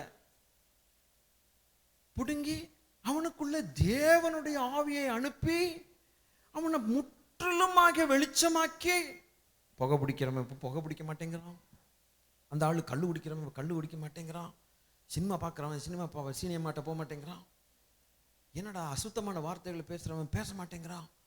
சுத்தமாயிட்டானே. தேவனால் மாற்றக்கூடனா அவருக்கு தெரியும். அவனுக்கு தெரியும் அவர் வந்துட்டார்னா இவன் வெளிச்சமாயிருவான்னு தெரியும். வந்த உடனே வெளிச்சமாக்கி திருப்பி நம்மள்கிட்டயே பக்கத்துல வச்சிருக்கிறார்னா அவனுக்கு எவ்வளவு வெட்கக்கேடு அது. யாருக்கு? அது சொல்றதுதான் ஏன் இவ்வளவு பயம்னு நான் கேட்கிறேன். சாத்தான் சொன்ன வந்துருவானா? வரமாட்டான். நீங்க அந்த உலகத்துக்கு வெளிச்சம் கொடுக்கும்படியாக வச்சிருக்கிறார். உங்கள் பிதா மகிமைப்படும்படியா உங்கள் வெளிச்சம் அவர்களுக்கு முன்பாக பிரகாசிக்க கடவுது. அப்பொழுது உங்கள் பரலோகத்தில் இருக்கிற பிதாவை பார்த்து என்ன செய்வார்கள்? மகிமையை செலுத்துவார்கள். உலகத்து ஜனங்கள், உதிக்கிற உன் வெளிச்சத்தினிடத்திற்கு ஜாதிகள், ராஜாக்கள் கடந்து வருவார்கள் என்று கர்த்தர் சொன்னார். 60ல ஏசாயா 60ல கர்த்தர் சொன்ன வார்த்தை. அதை எடுத்துட்டீங்க. நீங்க நான் பேசிட்டே இருக்கும்போது நீங்க அந்த ரெஃபரன்ஸ் எடுங்க. மற்றவங்க எல்லாம் எடுக்காதீங்க. ஸ்தோத்திரம். ஹல்லேலூயா. உதிக்கிற உன் வெளிச்சத்தினிடத்திற்கு. வசனம் 3 63 இங்க ஸ்கிரீன்ல காட்டுவாங்க. உதிக்கிற உன் வெளிச்சம், அணைஞ்சு போகிற உன் வெளிச்சம் அல்ல. உதிக்க பண்ணுகிறார். பிலிப்பியர் 4:14 நீங்க வாசித்து பார்த்தீங்கன்னா பிரமாதமா எழுதியிருக்கும். பிலிப்பியர் ஸ்தோத்திரம் 2வது அதிகாரம் 2:14. இப்ப இந்த ஐசாயா வாசித்துட்டு முடிப்போமே. ஏசாயா வாசித்து முடிக்கலாமா? ஸ்தோத்திரம். உன் வெளிச்சத்தினிடத்திற்கு ஜாதிகளும், உதிக்கிற உன் ஒளியினிடத்துக்கு ராஜாக்களும் கடந்து வருவார்கள். நம்மை தேடி வருவார்கள். இருளில் இருக்கிற ஜனங்கள் மகா பெரிய வெளிச்சத்தை என்ன செய்தார்களாம்? கண்டார்கள். பைபிள் எக்ஸாம் எழுதினவர்களுக்கு தெரியும், சூரிய வெளிச்சத்துல இருந்து ஆரம்பிச்சது. சூரிய வெளிச்சம், பெரிய வெளிச்சம், பைபிள் எக்ஸாமுக்கு வராதவங்களுக்கு ஒண்ணுமே விளங்க மாட்டேங்குது. என்னடா இருந்தாலும் என்னமோ சொல்றாரு சூரிய வெளிச்சம்ட்டு. வந்து பாருங்க அடுத்த முறை. Praise God. இருளில் இருக்கிற ஜனங்கள் பெரிய வெளிச்சத்தை கண்டார்கள். அந்த வெளிச்சம் நமக்குள்ளே பிரகாசித்தபடினாலே, ஹல்லேலூயா, நம்மை வெளிச்சமாக்கின தேவன் இப்பொழுது உதிக்கிற நம்முடைய வெளிச்சத்திற்கு ஜனங்கள் என்ன செய்வார்களாம்? கடந்து வருவார்கள். குருடர்களை போல இருட்டுக்குள்ளே தடவி கொண்டிருந்த மக்கள், ஹல்லேலூயா. ஒரு காலத்துல நம்ம அப்படி இருந்தோம், மகா பெரிய வெளிச்சத்தை கண்டோம், தேவனிடத்திற்கு வந்தோம். இப்போ அப்படிப்பட்ட இருட்டுக்குள்ள இருக்கிற ஜனங்கள் நம்முடைய வெளிச்சத்தை நோக்கி வருவார்கள். நீங்க ஜெபிப்பீங்களாமே அப்படின்ட்டு வருவாங்க. நீங்க நல்லா ஜெபம் பண்ணுவீங்களாமே, நீங்க ஜெபம் பண்ண வியாதியெல்லாம் நீங்கன்னு கேள்விப்பட்டமே, உங்கள்கிட்ட ஏதாவது ஒரு ஆலோசனை இருக்காமே, எங்களுக்கு சமாதானம் இல்லை, ஏதாவது 2 வார்த்தை சொல்லுவீங்கன்ட்டு அந்த அக்கா சொன்னாங்க. உங்கள்கிட்ட வந்தால் எங்களுக்கு கொஞ்சம் நிம்மதியாக இருக்குன்னு சொன்னாங்க. எங்கள் பிரச்சனை இப்படி இருக்குது, இந்த வியாதி, இந்த பிசாசு இருக்குது உள்ளுக்க, என்ன பண்ணணும்னு தெரியல, கடன் வாங்கிட்டேன், என்னால் பிழைக்க முடியல, சூசைட் பண்ணிடலாம் போல இருக்கே இருக்குது, நீங்கள் ஏதாவது ஒரு வார்த்தை சொல்லுவீங்களா? வெளிச்சம், உங்கள் வெளிச்சம் பிரகாசிச்சுட்டு இருக்கு. அப்படியா? எங்கேயுமே போகாதீங்க, வந்துருங்க, என்கிட்ட வாங்க, நான் சொல்கிறேன். வசனத்தை எடுத்து சொல்லி அவன் இருள்லேருந்து வெளிச்சத்துக்கு கொண்டு வந்து அவனை சபைக்குள்ளே கொண்டு வந்து ஞானஸ்நானம் எடுக்க வச்சு அபிஷேகம் பெற வச்சு கர்த்தருக்கு ஸ்தோத்திரம், அவனுக்காக முழங்கால நின்று ஆண்டவருடைய கரம் அவன் மேலேயே இருந்திருந்து அவனை பேக் பண்ணி பரலோகத்துக்கு உங்கள் முன்னாலே போனாலும் போயிடுவான். அவனை பேக் பண்ணி அனுப்பும்போது இருக்கு உங்களுக்கு சந்தோஷம். அல்லேலூயா. அது இன்னைக்கு யார் முகத்திலையும் காணுமே. நான் என்ன பண்ணேன்? ஆடா, உதிக்கிறவன் வெளிச்சத்துக்கு ஜனங்கள் என்ன செய்வார்கள்? வருவார்கள். ஹல்லேலூயா. பிலிப்பியர் 2:14 எடுத்துட்டீங்களா? பிலிப்பியர் 2. நான் வீணாக ஓடினதும் வீணாக பிரயாசப்பட்டதும் இல்லை என்கிற மகிழ்ச்சி கிறிஸ்துவின் நாளில் எனக்கு உண்டாயிருப்பதற்கு ஜீவ வசனத்தை பிடித்துக்கொண்டு. மத்தவங்க எல்லாம் என்ன பிடிக்கிறீங்க? கொஞ்சம் வாசிங்க. ஜீவ வசனத்தை பிடித்துக்கொண்டு உலகத்திலே சுடர்களை போல பிரகாசிக்கிற நீங்கள். Fantastic word. ஹல்லேலூயா. இந்த வசனம் உங்களுக்கு பிடிச்சிருக்கா? பிடிச்சிருக்கா அந்த வசனம்? உலகத்துல எப்படி பிரகாசிக்கிறோம்? எதை வச்சு பிரகாசிக்கிறோம்? ஜீவனுள்ள தேவனுடைய வார்த்தையை வைத்துக்கொண்டு சுடர்களை போல பிரகாசிக்கிற நாம். ஆண்டவர் நம்மளை குறித்து எவ்வளவு பெரிய பெரிய திட்டங்களை வச்சிருக்கிறார் தெரியுமா? நம்ம எப்படி இருப்போங்கிறத கர்த்தர் பைபிள் எழுதி வச்சிருக்கிறார். நீங்க இப்படி இருப்பீங்க அப்படின்ட்டு. ஹல்லேலூயா. அதுக்கு ஏத்த மாதிரி இருக்கணும். டெஸ்ட் நமக்கு உண்டு. அந்த இருள் நம்மை கவ்வக்கூடாது, பற்றி கொள்ளக்கூடாது.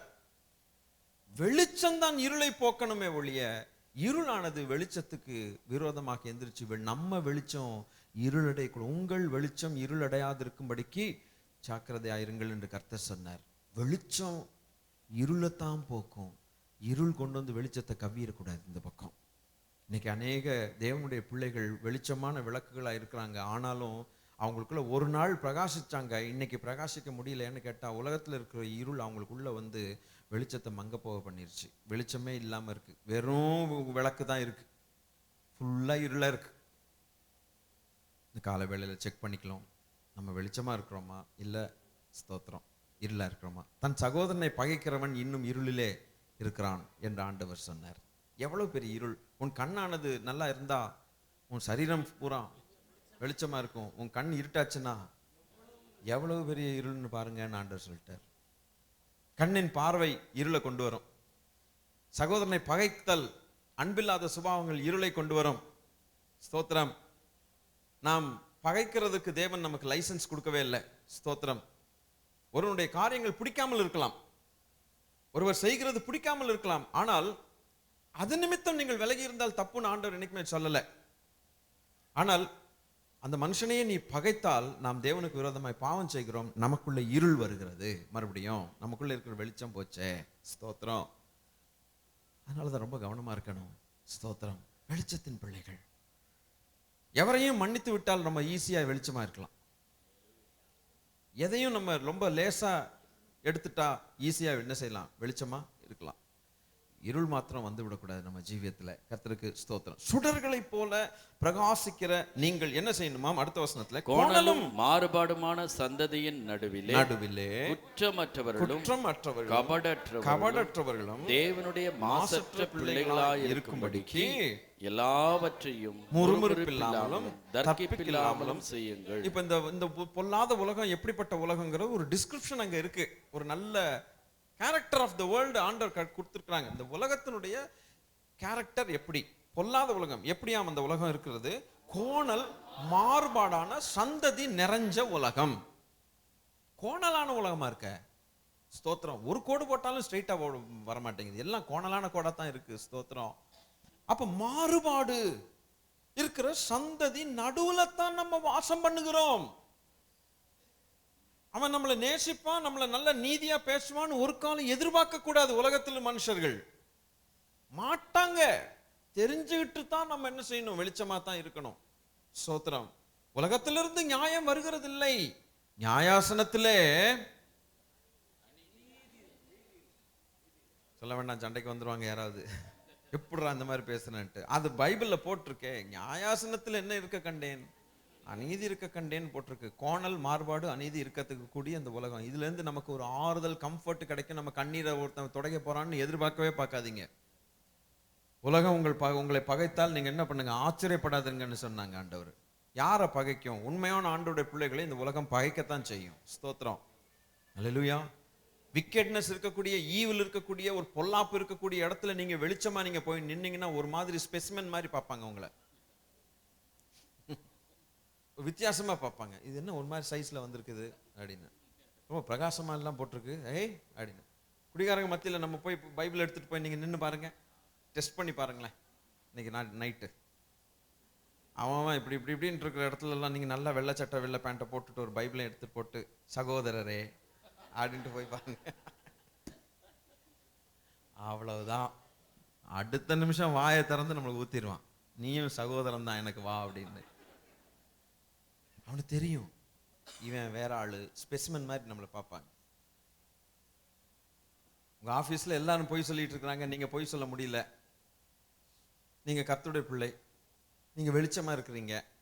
என்ன நினைக்கிறாங்க உங்களை பத்தி? சாமியார் மடத்துல இருந்து வந்த சாமியார்னுபாங்க. அவ்வளவுதான் சொல்லுவான். அது உங்களோட ஒட்டவே மாட்டாங்க. அவங்களா கூடி கூடி கூடி கூடி பேசிக்கிறாங்க. நம்மள ஒரு நாள் கூட நம்ம குட் மார்னிங் சொன்னா கூட அப்படி திரும்பிட்டு போறானே. அவன் விஷ் பண்ணா கூட திரும்பி விஷ் பண்ண மாட்டேங்கிறான். ஏன் தெரியுமா? இதுதான் விஷயம். அவங்க டைப் இல்லைங்கிறத நீட்டா என்ன செஞ்சுட்டான்? காட்டிட்டான். ஸ்தோத்திரம். ஆனா நம்ம டைப்போட சேர்ந்தா எப்படி இருக்கு? 15ஆம் தேதி ஆகஸ்ட் நம்ம டைப்போட சேர்ந்தவன் அது எப்படி இருக்கு? 85 பேர் வந்து பொங்கல் சாப்பிட்டோம். பொங்கலும் வடையும் சூடா சாப்பிட்டு போனோமே, கையை கோர்த்து எல்லாரும் ஜெபம் பண்ணோமே. பிசினஸ்கள் எவ்வளவு ஆசீர்வாதமா இருந்திருக்கு. அல்லேலூயா. முந்தானத்து ஒருவர் நேரடியாக ஓப்பனா சொன்னார். ஒரு கடையை பிரதிஷ்டை பண்ண போனேன். என்னை உட்கார வச்சு முதல் வார்த்தை அதுதான் சொன்னார். அந்த கூட்டத்தினால நான் ஆசீர்வதிக்கப்பட்டது. நான் சொன்னேன், நீங்க 2வது சாட்சின்னு சொன்னேன். ஓப்பனா என்கிட்ட போன உடனே அதைத்தான் சொன்னார். ஐயா அந்த மீட்டிங் அது அப்படின்னு சொன்னார். அப்போ நம்ம ஆள்களோடு, பரிசுத்தவான்களோடு கூட ஐக்கியம், அது ஆனந்தம், ஜீவனும், ஆரோக்கியம், சமாதானம், ஆசீர்வாதத்தை தேவன் கட்டளையிட்டு வைத்திருக்கிறார். நம்ம அன்னைக்கு ஒரு 85 பேரா கூடணும் மென்ஸ் மீட்டிங்ட்டு 15ஆம் தேதி ஆகஸ்ட். அங்க என்ன இருந்தது? சந்தோஷம் இருந்தது, சமாதானம் இருந்தது, ஜீவன் இருந்தது, ஆசீர்வாதம் இருந்துச்சு. அடுத்த முறை எப்படா கூடுவோன்னு காத்துக்கிட்டு உட்கார்ந்துட்டு இருக்கிறோம். அல்லேலூயா. எல்லாம் 1 மந்த்துக்கு ஒரு முறை வைங்கிறாங்க. மாட்டேன், 1 வருஷத்துக்கு ஒரு முறை வைப்பேன். ஏன்னு கேட்டா இது கழுது தேஞ்சு என்ன செஞ்சுட்டு இருக்கும்? கட்டெரும்பா மாறிடும். நல்லா உற்சாகமா இன்னைக்கு 85 பேர் வந்து நாளைக்கு 65 ஆகும், நாளைக்கு 25 ஆகும், அதுக்கப்புறம் 5 ஆகும், நாளைக்கு 2 ஆகும், அப்புறம் 1 ஆகும். ஆகாது,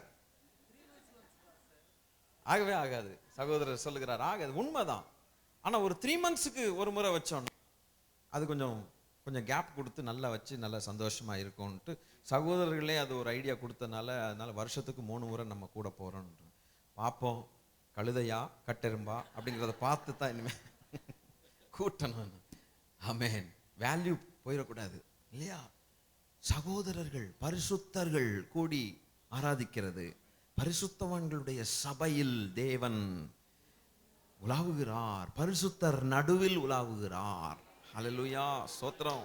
இருளுக்கும் வெளிச்சத்துக்கும் சம்பந்தம் ஏது? ஐக்கியம் ஏது? there is no fellowship between darkness and light. Light is light, darkness is darkness. what is our attitude? நம்ம attitude என்ன? நாம் இந்த உலகத்தில் இருந்தாலும் நம்முடைய நோக்கம் எப்படி இருக்கும்? நினைச்சு பார்க்கணும். நான் இந்த உலகத்துக்கு டார்ச் லைட். ஹல்லேலூயா. நான் இந்த உலகத்துக்கு டார்ச் லைட்னு சொல்லிட்டே இருக்கணும் வாழ்க்கையில. ஸ்தோத்திரம். டார்ச் லைட் எதுக்கும் தனக்கு தானே யூஸ் கிடையாது, மற்றவனுக்காகத்தான் டார்ச் லைட் எப்பவுமே. ஸ்தோத்திரம். டார்ச் லைட் உள்ளேயே லைட் அடிச்சிட்டு இருக்காதுங்க. அது அடிச்சாலே வெளியில எவனுக்காவது இது காட்டிடும். ஒண்ணு வழி காட்டும், இல்லைன்னா அவன் எப்படி இருக்காங்கிறத காட்டும். அவன் எப்படி இருக்காங்கிறத காட்டும். அதை நீங்க தடுக்க முடியாது. அடிச்சிட்டீங்க, அதை தடுக்கவே முடியாது. அது ரெண்டுல ஒண்ணு செய்யும். ஸ்தோத்திரம். வழிகாட்டுகிறதுக்கு நம்ம அப்படித்தான் இருக்கணும். அவன் எப்படிங்கிறத நம்ம காட்டுறதுக்காகத்தான் நம்ம வச்சிருக்கிறோம். அதே நேரத்தில் நீ அப்படித்தான் சாகுன்னு சொல்றதுக்காக நம்ம இல்லை, அவனை வழிகாட்டுறதுக்காக டார்ச் லைட். ரெண்டுமே நம்ம செய்யணும். ரெண்டுமே செய்ய வேண்டியிருக்குது. அவன் சொல்லுகிற பாவம் பண்ணுகிற பாவத்தை சுட்டி காட்ட வேண்டியிருக்குது. தம்பி, நீ இப்படி குடிக்கிறியே இந்த வாலிப நாட்கள்ல, தம்பி இது உனக்கு ஆரோக்கியத்துக்கு எவ்வளவு கெடுதல் தெரியுமா அப்படின்னு சொன்னாதான் அப்படியானேன்னு கேட்பான். ஸ்தோத்திரம். தம்பி, நீ குடிக்கிறியே நரகத்துக்கு போவாய். அப்படியா, நீ முதல்ல போன்றான். அது அவன் சுட்டி காட்டுறதுக்கு ஒரு உதவியா இருக்கு. தம்பி இது தப்புப்பா, ஆண்டவர் இப்படி சொல்லியிருக்கிறாரு, நம்முடைய சரீரம் ஆலயம்ப்பா.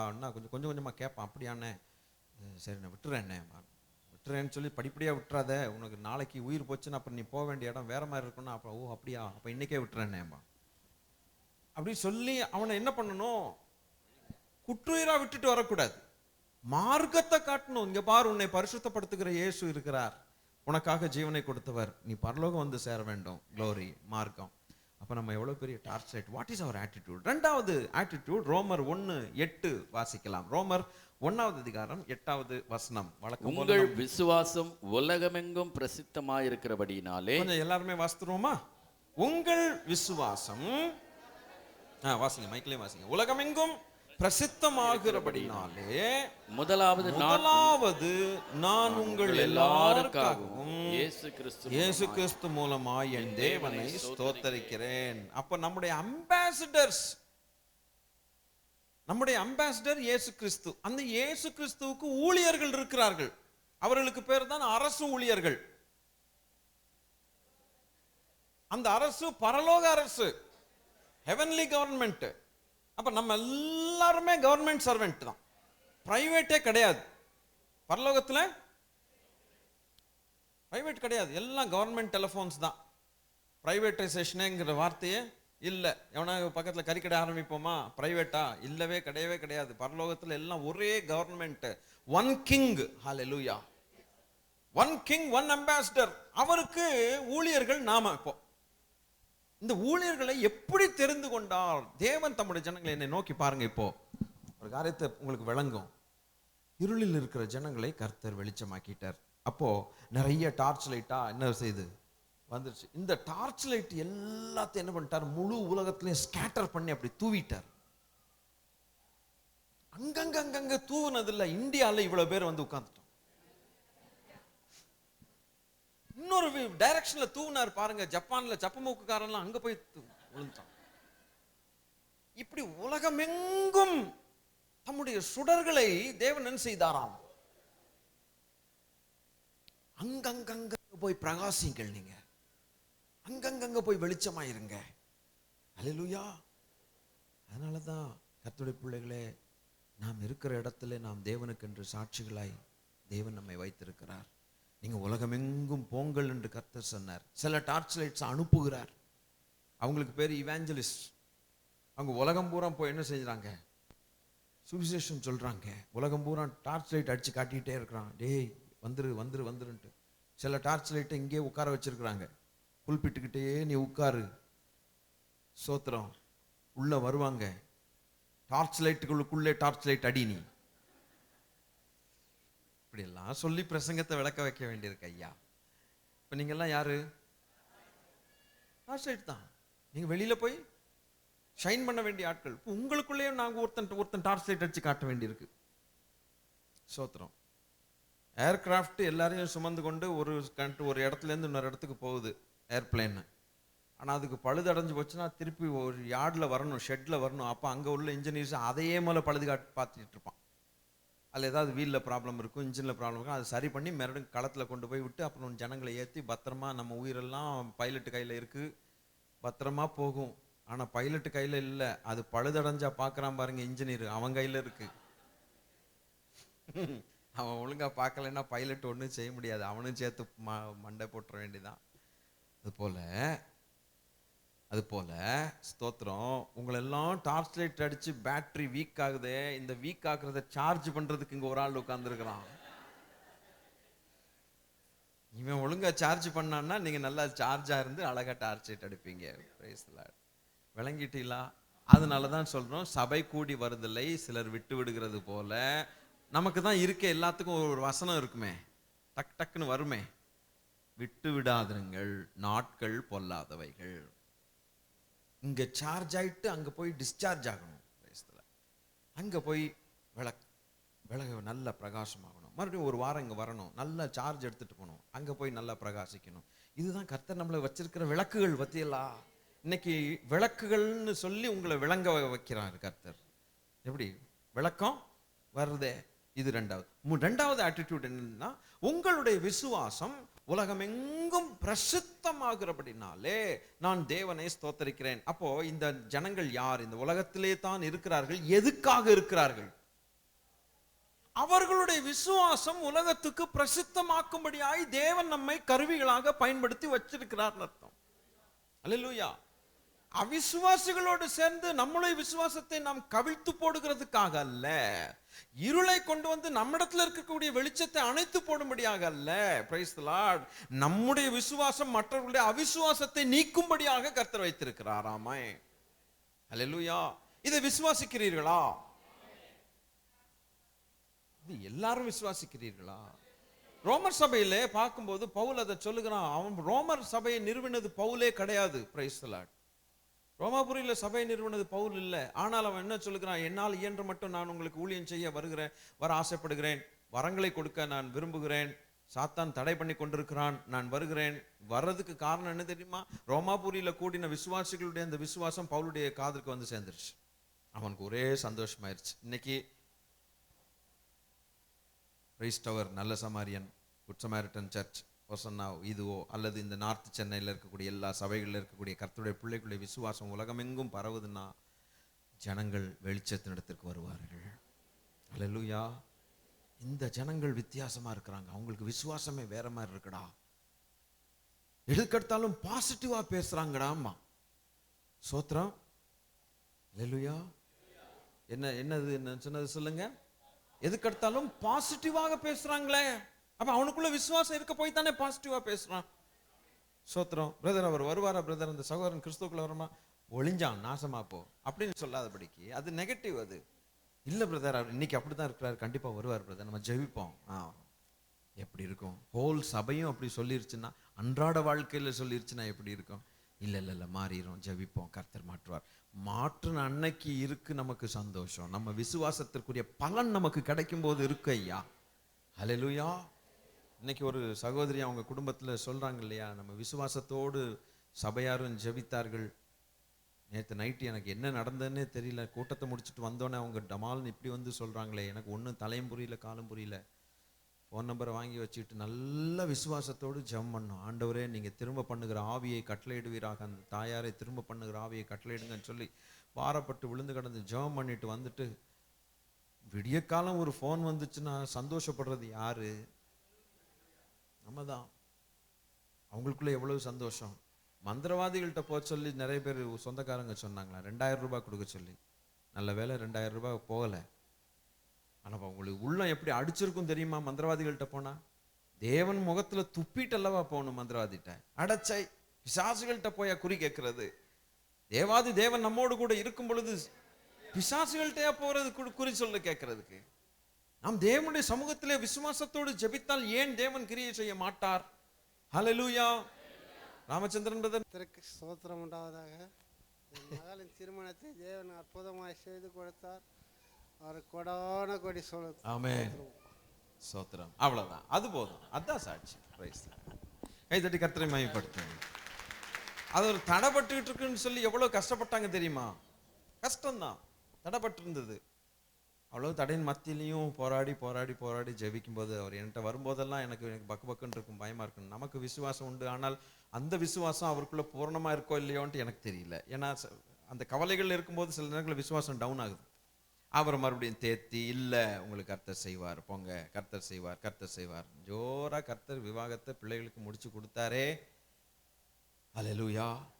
நான் சொன்ன பிறகாவது எந்திரிச்சு சாட்சி சொன்னாரே. ஒரு சிலருக்கு அந்த பயங்கள் இருக்கும், எப்படிரா சாட்சி சொல்ல. கவலைப்படாதீங்க, ஒன்றும் தப்பே கிடையாது.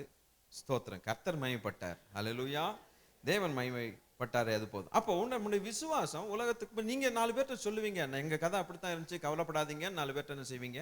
போய் சொல்லுவீங்க, நானும் இப்படித்தான் கஷ்டப்பட்டேன், ஆனா தேவன் தம்முடைய நேரத்தில் எல்லாத்தையும் அழகா செய்யறாருங்கிறத என் கண்கூடாக பார்த்துட்டேன்னு சொல்லி 4 பேருக்கு நீங்க சொல்லும் பொழுது அவங்களுடைய உள்ளத்துல ஒரு விசுவாசம் வரும். அப்ப இவர்களுக்கு செய்த கர்த்தர் எங்களுக்கும் என்ன செய்வார்? செய்வார். உலகத்துல விசுவாசம் பிரசித்தமாகணும். நெகட்டிவ் ரிப்போர்ட்டை கொண்டு வந்து ப்ராபகண்டா பண்ணக்கூடாது, தூற்றி தெரியக்கூடாது. ஸ்தோத்திரம். அதுவா என்ன ஆண்டவர் ஆண்டவர்னு போனேன், உபவாச ஜெபம் போனேன், வயிறு தான் குடல் தான் சுருங்கி போச்சு அப்படின்னு சொல்லக்கூடாது. Price the Lord. இல்ல, தேவன் நம் தேவன் நன்மையை தருவார், தேசமும் அதன் பலனை கொடுக்கும் அப்படின்னு சொல்ல பழகணுமே. அல்லேலூயா. என்னுடைய விவாகத்தை குறித்து உங்களுக்கு நிறைய பேர்கிட்ட எப்போ நிறைய தரம் சொல்லியிருக்கேன் சபையில். நான் வெட்கப்படாத ஊழியக்காரன். Price the Lord. சொல்லியிருக்கிறேன். 30வது வயதுல தான் எனக்கு விவாகம் நடந்தது. அதுவே லேட்டுன்னாங்க. என்னை காட்டிலும் அண்ணாச்சிமார்கள் நிறைய பேர் இருக்கிறாங்க ஐயா. ஸ்தோத்திரம். ஆண்டவர்கிட்ட சொன்னேன், ஆண்டவரே நான் கவலையே படலை. ஸ்தோத்திரம். கவலையே படலை. 50 வயசுல தான் கல்யாணம் நடக்கணும்னு நீங்க நினைச்சீங்கன்னா நான் அதை என்ன செய்ய முடியாது, மாற்ற முடியாது. 50 வயசு ஒரு அழகையே கர்த்தர் கொண்டு வந்து எனக்கு சேர்க்கிறீங்க. செய்கிறவர் நீர் அல்லவா, எனக்கு என்ன கவலை. ஆண்டவர் ஒரு வார்த்தை சொன்னாங்க. ஒரு நாள் ரொம்ப குழம்பி போயிட்டேன், நிஜமா. அது மனுஷீகம். என்ன சாப்பாடு சரியில்லை, என்னடா இது, சரி நமக்கு ஒரு நல்ல சாப்பாடே கிடைக்கலையே, வாழ்க்கையில் அமையாதோ அப்படின்னு. என்னோட கூட சேர்ந்து வேலை செஞ்சுட்டு இருக்கவங்களாம் சொன்னாங்க, ஏப்பா உன் ஃபைல் தொலைஞ்சு போச்சுப்பா அப்படின்னாங்க. ஃபைல் எங்கடா தொலையுது, நீ தாண்டா தொலைகிற, நீ சும்மா இருடா நீ. எங்க அப்பா எனக்கு செய்வாருன்னு சொல்லிட்டு கடைசியில் ஒரு நாள் சொன்னேன், ஆண்டவரே எனக்கு நன்மைகளை தருகிறதும் என்னை வாழ்க்கையில் செட்டில் பண்ணுறதும் ஏன் தலைவலி இல்லை, அது தெரியுமா ஆண்டவரே, உங்க தலைவலி. யாராவது இப்படி சொல்லியிருக்கீங்களா? ஃபாதர்ஸ் பிஸ்னஸ் கரெக்டு தான். ஃபாதர்ஸ் பிஸ்னஸாக இருந்தாலும் பரவாயில்ல, ஃபாதர்ஸ் ஹெடேக். சொல்லிட்டேன், நேராகவே அப்பாட்ட சொல்லிட்டேன். ஏன் எங்கள் அப்பா இல்லை, நான் பேசலாமே. அவர் சிரிக்கத்தான் போறார் நம்மளை பார்த்து, நான் அடிக்கவா போறாரு? அவர் அடிச்சா கூட வலி இல்லாமல் அடிப்பார். சொல்லிட்டேன் நேரம், அப்பா உங்க தலைவலி, எனக்கு ஃபிக்ஸ் பண்றது உங்க தலைவலியாக்கும். நான் அதை என் தலையில போட்டுட்டு நான் போடுறதுக்கு என் மண்டை அவ்வளோ ஸ்ட்ராங் கிடையாது. உங்க தலை தான் பயங்கர ஸ்ட்ராங்கு. ஊர்ல உலகத்துல இருக்க அத்தனை குப்பையும் போட்டுட்டு உட்கார்ந்துட்டு இருக்கீங்க, ஒவ்வொருத்தருக்கா பதில் கொடுத்துக்கிட்டு இருக்கீங்க. நான் அந்த மாதிரி டைப்பே கிடையாது. ஸ்தோத்திரம். என்னால முடியாது. நீங்க செய்யறதா இருந்தா செய்யுங்க, செய்யலையா, செய்கிற வரைக்கும் நான் உங்கள் பாதத்திலேயே காத்துக்கிட்டு இருப்பேன். என்னை இப்படி ஒண்டியா பார்க்குறதே உங்களுக்கு இன்னும் அதிக தலைவலி வரும். அதனால் சீக்கிரமாக ஒரு முடிவு எடுங்க. Price the Lord. அப்போ ஆண்டவர் திருப்பி என்ன பதில் சொன்னார் தெரியுமா? என்னை போல இருக்கக்கூடிய ப்ராஸ்பெக்டிவ் பேச்சுலர்ஸ் இங்கே யாராவது இருப்பீங்கன்னா உங்களுக்கு அது பாடமாக முடிவதாக. ஹல்லேலூயா. ஆண்டவர் சொன்னது ஒரே ஒரு வார்த்தை சொன்னார், நீ என் ஊழியத்தை செய். அவ்வளோதான். நான் விவாகத்துக்காக கேட்டா இவர் என்னடா நான் ஊழியத்தை செய்யுங்கிறாரு. ஏன் ஆண்டவரே, அப்ப நான் இவ்வளவு நாளா செஞ்சதெல்லாம் ஊழியமா தெரியலையா? ஊழியம்தான், இன்னும் வேகமா அதிகமா செய். அப்ப நான் கேட்டேன், ஆண்டவரே அப்ப ஊழியத்தை அதிகமா செய்யணும்னா என்ன நினைக்கிறீங்க நீங்க? உனக்கு உன்னுடைய விவாகம் பெருசா தெரியுதுடா, அழிந்து போகிற ஆத்துமாக்கள் எனக்கு பெருசா தெரியுதுடான்னார் ஆண்டவர். ஓஹோ, இந்த கால்குலேஷனோ, சரிதான்.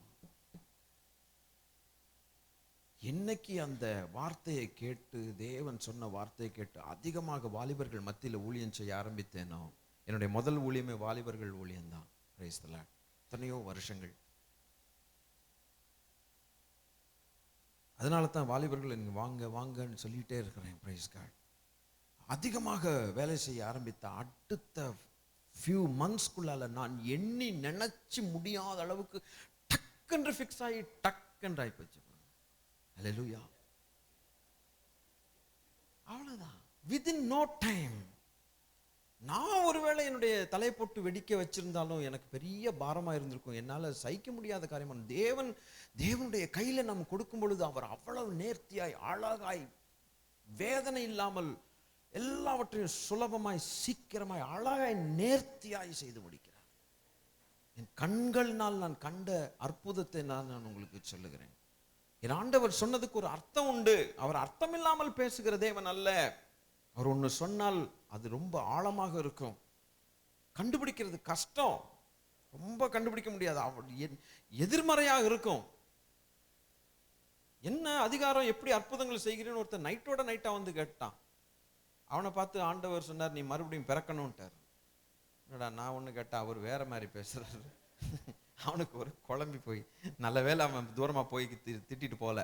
அங்கேயே நின்றுட்டு, ஆண்டவரே அப்படின்னா என் தாயின் கருவில் போய் நான் திருப்பி போய் நுழைஞ்சி எப்படி ஆண்டவரே நான் பெருசால இவ்வளோ எரும மாடு மாதிரி இருக்கேன் எனக்கு உண்மையாக கேட்டான். அதடா உனக்கு புரியலையடா, காற்று இந்த டைரக்ஷன்லேருந்து வீசுது, இந்த டைரக்ஷனுக்கு போகுதுங்கிற உன்னால கண்டுபிடிக்க முடியுமா? இல்லைன்ட்டான். அது போல தான் இருப்ப போன்ட்டார். ஒன்றும் சொல்லலை. இதை சொல்லிட்டு போயிட்டார். எது முக்கியம்? அற்புதங்கள் எப்படி செய்கிறதுன்னு விவரிக்கிறது முக்கியம் அல்ல. நீ முதலாவது ரட்சிக்கப்படுறதா முக்கியம்னு சொல்லி அனுப்பிட்டு, நீ முதல்ல அதை செய். சிலது புரியாது, வெயிட் பண்ணுங்க, குழம்பிடாதீங்க. ஆண்டவர் எல்லாம் ரொம்ப அழகா ஜோரா பண்ணி தருவார். அல்லேலூயா. ஜோரா பண்ணி தருவார். காத்திருந்து ஜெபத்துல வச்சு வச்சு வச்சு வச்சு வச்சு விசுவாசத்துல காத்திருப்போம். அழகான காரியங்களை செய்வார். எனக்கு மாத்திரம் செய்கிற தேவன் அல்ல, இங்க இருக்கிற அத்தனை பேருக்கும் அற்புதங்களை செய்த தேவன் இன்னும் உயிரோடு இருக்கிறார். இன்னும் பெரிய காரியங்களை கர்த்தர் செய்ய இருக்கிறார். நம்முடைய விசுவாசம் பெரிதாய் இருப்பதாக. உலகத்திலே நாம் எப்படி இருக்கிறோம், இந்த கண்ணோட்டத்தை பார்க்கணும். நம்முடைய விசுவாசம் பரப்புறதுக்காகத்தான் நம்ம இருக்கிறோம். தேவன் மேல் நம்பிக்கை வச்சிருக்கிறோங்கிறத உலகத்தாருக்கு மூணாவது காரியத்தை நான் உங்களுக்கு சொல்லி நான் முடித்து விடுவேன். கர்த்தருக்கு ஸ்தோத்திரத்துக்கு மேல இல்லை. யாக்கோபு 4:4 பிரசங்கம் பண்ண மாதிரியே இல்லை எனக்கு. யாக்கோபு 4:4 பாருங்கள். அப்ப பயங்கரமான வார்த்தை இங்க வருகிறது. விபசாரரே, உலக சிநேகம் தேவனுக்கு விரோதமான பகை என்று அறியீர்களா? ஆகையால் உலகத்துக்கு சிநேகிதனாயிருக்க விரும்புகிறவன் தேவனுக்கு பகைஞனாகிறான். இந்த வார்த்தை ஸ்ட்ராங்கான வார்த்தை. விபசாரர்களே விபசாரிகளேன்னு சொல்லும்போது உலக சிநேகம் தேவனுக்கு விரோதமான. அப்ப உலகத்துல தான் இருக்கிறோம், ஆனால் உலகத்தை சிநேகிப்பதற்காக நாம் இல்லை. உலகத்தில் ஜனத்தை நாம் சந்தித்து தேவனுடைய பிள்ளைகளாய் மாற்றும்படிக்குத்தான் இருக்கிறோம். உலக சிநேகம் நமக்குள்ள வந்துருச்சுன்னா தேவனுக்கு விரோதமான பகையாக இருக்கிறது. கர்த்தருக்கு ஸ்தோத்திரம். அதாவது உலக சிநேகம்னா என்ன? உலகத்திலே காணப்படுகிற ஆடம்பரங்கள், உலகத்தினுடைய பேட்டர்ன் ஆஃப் த வேர்ல்ட், உலகத்துடைய ஸ்டைல். ஸ்தோத்திரம். தேவ ஜனம்னா அவங்களுக்குன்னு ஒரு ஸ்டைல் இருக்கத்தான் செய்யுது. ஒத்துக்கொள்ள மாட்டேங்கிறீங்களா? அல்லேலூயா. ட்ரெஸ் மாத்திரம் ஸ்டைல் கிடையாது. அவர்களுடைய நடக்க வேண்டிய வழிமுறைகள் ஒரு ஸ்டைல். தேவ பிள்ளைகளுக்குன்னு ஒரு ஸ்டைல். அவனை பார்த்தாலே கண்டுபிடிக்கணும் இவன் தேவனுடைய பிள்ளைன். அல்லேலூயா. அவனுடைய பார்வைகள் கரெக்டாக இருக்கிறதா? அவனுடைய நோக்கங்கள் கரெக்டாக இருக்கிறதா? அவனுடைய வாயின் வார்த்தைகள் கரெக்டாக இருக்கிறதா? கண் பார்வைகள், கொடுத்தல் வழக்கல், கொடுத்தல் வாங்குதல், உண்மை உள்ளவர்களா இருக்கிறார்களா? தேவனுக்கு உண்மை உள்ளவர்களா இருக்கணும், மனுஷர்களுக்கும் உண்மை உள்ளவர்களா இருக்கணும். இந்த ஸ்டைல வச்சே கண்டுபிடிச்சிடலாம் இவன் தேவனுடைய பிள்ளை. அல்லேலூயா. ஒரு நாள் நான் பஸ்ல டிராவல் பண்ணி கொண்டிருந்தேன். மதுரையிலேருந்து சென்னைக்கு வரும்போது மார்னிங் பஸ்ஸை பிடிக்க வேண்டியது இருந்துச்சு. ஒரு கேபிஎன்னோ ஏதோ ஒன்று பிடிச்சிட்டு வந்துட்டேன். வரும்போது எனக்கு பக்கத்தில் இருக்கிறவர் யாருன்னு எனக்கு தெரியாது. ஸ்தோத்திரம். யாருன்னே தெரியாது. அப்போ அவர் பேசாமல் அமைதியாக உட்கார்ந்து கொண்டிருந்தார். திடீர்னு அந்த டிவி டப்பால மானிட்டரில் ஒரு படம் போட ஆரம்பிச்சிட்டான். இப்போ அந்த பழக்கம் இருக்கான்னு தெரியல. இருக்கு. அது என்னைக்கு உலகம் முடிகிற வரைக்கும் எல்லா பழக்கமும் இருக்கும், விடுங்க. அது கச்சான்னு கத்துது. 10 மணிக்கு போட்டது 2 மணிக்கு தான் ஆஃப் பண்ணுறான். ஐயோ பெரிய சங்கடமாக போச்சு. நான் வேற முன்னால் ஸ்க்ரீனில் வேற உட்காந்து சீட்டில் உட்காந்துட்டு இருக்கிறேன். இது காதுலையும் விழுகுது, பஞ்சு வச்சாலும் பத்தாது, கண்ணும் படுது. என்னடா இது பண்ண? அப்போ இப்படியா பண்ண முடியும்? நம்ம அப்படி உட்கார முடியாதே. அது வாட்டுக்கு படுது விழுகுது. ஆனா நம்முடைய இருதயங்கள் அது மேல வைக்கக்கூடாது. நம்ம இருதயம் வச்சு அப்படியே பார்த்துட்டு ஐ ஐ அப்படின்னா அப்புறம் நம்ம ஒரு வாழ்க்கை ஆட்டம் காட்டுதுன்னு அர்த்தம். பயங்கரமான சோதனை மத்தியில் நான் உட்கார்ந்துருக்கிறேன். பக்கத்தில் இருக்கிற நேராக படக்குன்னு ஒரு புக் எடுத்து வாசித்துட்டார். நானும் பார்க்குறேன், இந்த மனுஷன் ஒரு தரமாவது கண்ணு படுதான்னா கண்ணை படவே விட மாட்டேங்கிறார். அப்புறம்தான் பார்த்தேன் அது ஒரு ஆவிக்குரிய புஸ்தகம். அப்ப இவர் ஒரு ஆவிக்குரிய மனுஷன். என்னையும் அவருக்கு தெரியாது, என்கிட்டையும் பேச மாட்டேங்கிறாரு, பார்க்க மாட்டேங்கிறாரு. நம்ம ஏதாவது பேச்சு கொடுத்தா ஏதாவது பேசிட்டு போலாமேன்னா என்னையும் ஒரு உலகத்தான் மாதிரியே பார்க்கிறாரு. அதையும் உலகம்தான், என்னையும் உலகத்தான் நான் பார்த்துட்டாரு. பார்க்கறதெல்லாம் இதுதான். கொஞ்ச நேரம் படிக்கிறார், கொஞ்ச நேரம் அமைதியா கண்ணை மூடுறார். அது காதுல விழுகிறது ஒன்றும் செய்ய முடியாது. ஆனாலும் என்ன நினைச்சாரோ உள்ள தேவனே ஸ்தோத்திரம், இந்த அசுத்த பிராணிகள் மத்தியில தானே நான் போகிறேன் நினைச்சாரோ என்னமோ தெரியல. நான் பார்த்துக்கிட்டே இருக்கிறேன். எங்கேயாவது தவறாரான்னு பார்த்தேன். ஒரு இடத்துலையும் தவறாம 2 மணி வரைக்கும் அது ஓடுனுச்சு. அதெல்லாம் முடிச்சதுக்கு அப்புறம் அப்ப ஃப்ரீயா அதுக்கப்புறம் எங்கெல்லாம் பார்க்க ஆரம்பிச்சார். ரைட். அப்போ ஒரு வாலிபனா இருந்தார். எனக்கு ஆச்சரியமா இருந்தது. இந்த காலத்துல யோசேப்புகள் இருக்கிறாங்க. ஆனா பிரைஸ் டவர்ல இருக்கணுமே, பிரைஸ் டவர்ல இருக்கணுமே. அது வெளி உலகத்துக்கு மறைக்கலாமே. பஸ்ல போகும்போது யார் நம்ம பக்கத்துல உட்கார்றாங்க நமக்கு தெரியாதே, நம்ம இஷ்டம் தானே. ஸ்தோத்திரம். அவன் உலகத்தான், அவனும் படம் பார்க்கறான். நம்மளும் கிறிஸ்துவை சேர்ந்தவர்கள் இங்க வந்து அல்லேலியா போடுறோம், அங்க வந்து படம் பார்க்கறோம்னா அவன் என்ன கண்டுபிடிக்க போறான்? ஏய் போன வாரம் அல்லேலியா போட்டு இல்ல நீ அப்படி நான் கேட்க போறான் நம்மள்ட்ட? அப்படி கேட்க மாட்டானே. ஸ்தோத்திரம். ஆனா தேவன் ஒருவர் பார்த்து கொண்டிருக்கிறாரே, எவ்வளவு காத்துக்கொள்ள வேண்டி இருக்கிறது ஜாக்கிரதையாக. ஆகவே இந்த பேட்டர்ன் ஆஃப் காட், தேவனுடைய பேட்டர்ன். இன்டர்நெட் பார்க்க வேண்டியதான், மெயில்ஸ் செக் பண்ண வேண்டியதான், நிறைய காரியங்கள் மெயில்ல காரியங்கள் போக வேண்டியதான். ஆனா அதே இன்டர்நெட்டுடைய ஹோம் பேஜ் ஒன்று வருதே, அசிங்கமான ஹோம் பேஜ், அது வந்துட்டு போகட்டும். உங்களுக்கு வேண்டியது மெயிலை கிளிக் பண்ண வேண்டியதானே. ஏன் நடுநடுவில் இருக்கிறதெல்லாம் கிளிக் பண்ணிட்டு ஊட உள்ள போறீங்க? கரைப்படுத்தும். அது என்னன்னு பார்க்கலாம்னு பார்த்தேன், அவ்வளவுதான், வேற ஒண்ணும் இல்லை அப்படின்ட்டு பார்த்தாலே கரைப்படுதே. ஆவியானவர் துக்கப்படுறாரே உண்டல்லவோ. இதுதான் நான் சொல்றேன். சி சி சி சி சின்னு சொல்லிட்டு சேனலை மாத்தினா என்ன பிரயோஜனம்? எச்சி எச்சி எச்சின்னு எச்சியத்தான் தூக்குறான் அவன். எச்சின்னு சொல்லிட்டு ஏன் சேனலை மாத்திரம்? பார்க்காதன்னா பார்க்காம ஓடி போறது தான் நல்லது. நிறைய விஷயங்கள் தெரியாம இருக்கிறது தான் நல்லது. அல்லேலூயா. தெரிஞ்சு மாட்டி உள்ள வர்றது வெளியில வர்றது காட்டிலும் தெரியாம இருக்கிறது ரொம்ப நல்லது. எது தேவையோ அதுக்கு ஏற்றபடி நம்ம பார்த்துக்கொள்ள வேணும். உங்களுக்கு ஒரு இன்டர்நெட்டும் ஒரு செல்போனும் பரிசுத்தத்தை கெடுக்குதுன்னா பேசாம அதை தூக்கி போடுறது தான் நல்லது. உன் கண் உனக்கு இடர் உண்டாக்கினால் அதை பிடுங்கி போடுங்கிறாரு. கண்ணுன்னா என்ன? இன்டர்நெட்டு. காதுனா என்ன? செல்போன். அந்த இந்த காலத்துல நடக்கிற காரியத்தை தான் கர்த்தர் அழகா சொல்லியிருக்கிறாருன்னு அர்த்தம். அதை பிடுங்கி போடுங்கிறாரு. நெட்டை தூக்கி போட்டு கிளி, நெட்டை கிளிங்கிறாரு. கர்த்தருக்கு ஸ்தோத்திரம். தூக்கி போடு. ஸ்தோத்திரம். தேவையில்லாத சம்பாஷணைகள் வரக்கூடாது. சிம் கார்டை மாத்து. நம்மள்ட்ட மாத்திரமா மாத்திட்டு வேற ஒரு சிம் கார்டை போட்டுட்டு தகவல் கொடுத்துட்றானே, சிம் கார்டை மாத்திட்டேன் பத்திரம் யார்ட்டையும் கொடுக்காத அப்படின்ட்டு. அம்மா கண்டுபிடிச்சிட்டாங்க, சிம் கார்டை மாத்திட்டேன் பாத்தீங்களாம்மா அப்படிங்கிறான். அங்க போய் சிம் கார்டை மாத்திட்டேன், ஏய் எங்க அம்மாவுக்கு தெரியாது, இந்த சிம்ல இருந்து பேசு போ. இதெல்லாம் நமக்கு நல்லதல்ல. நம்முடைய style, what is the style? இதெல்லாம் தெரிஞ்சுக்கிட்டா தெரியலன்னு சொன்னா இவன் வந்து மட சாம்பிராணி, ஒண்ணுமே உலகமே தெரியலன்னு சொல்லி நிறைய பேர் பாக்குறாங்க. உலகம் தெரியாதெல்லாம் இல்லை. நமக்கு உலகத்தானுக்கு உலகம் தெரிந்ததை காட்டிலும் தேவனுடைய பிள்ளைகளுக்கு இன்னும் நல்லா தெரியும் உலகம் எப்படிப்பட்டதுன்னு. என்ன சொல்றீங்க? இந்த உலகம் எப்படிப்பட்டதுன்னு உலகத்தான் சொல்லி நம்ம தெரிஞ்சுக்க வேண்டிய அவசியம் இல்லை. 66 புஸ்தகங்கள்ல இருந்து தெரிஞ்சுக்கலாம் இந்த உலகம் எப்படிப்பட்டதுன்னு. Price the Lord.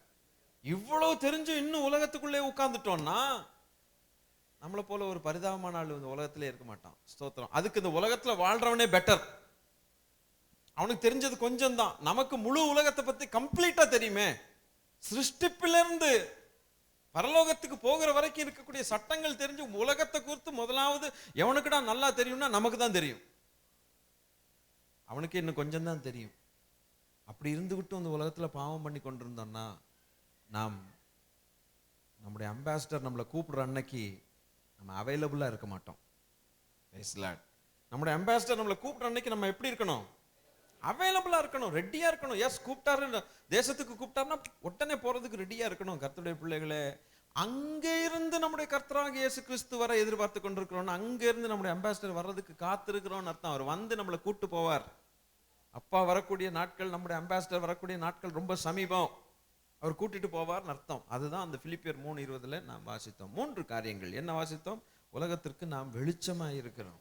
2வது, இந்த உலகத்திலே நம்முடைய விசுவாசத்தை அனுப்புகிற மக்களாக இருக்கிறோம். 3வது, இந்த உலகத்தை சிநேகிக்காதபடிக்கு தேவனுக்கு நண்பனாய் இருக்கிறோம் என்பதை காட்டுகிற ஜனங்களாகத்தான் இந்த பூமியில இருக்கிறோம். அல்லேலூயா. உலகத்துக்கு நண்பர்கள் அல்ல, தேவனுக்கு நண்பர்கள். அப்படி இருந்தால் தான் அந்த சிட்டிசன்ஷிப்போட எப்போதும் வச்சுக்கிட்டு நம்ம லிங்க் எப்பவும் ஃப்ரெஷ்ஷாக இருக்கும். கர்த்தருக்கு ஸ்தோத்திரம். இந்த வாரம் முழுவதும் இதை ஞாபகப்படுத்தி நீங்கள் ஜீவிப்பீர்களாக. பத்திரமாக ஜீவிங்கள்.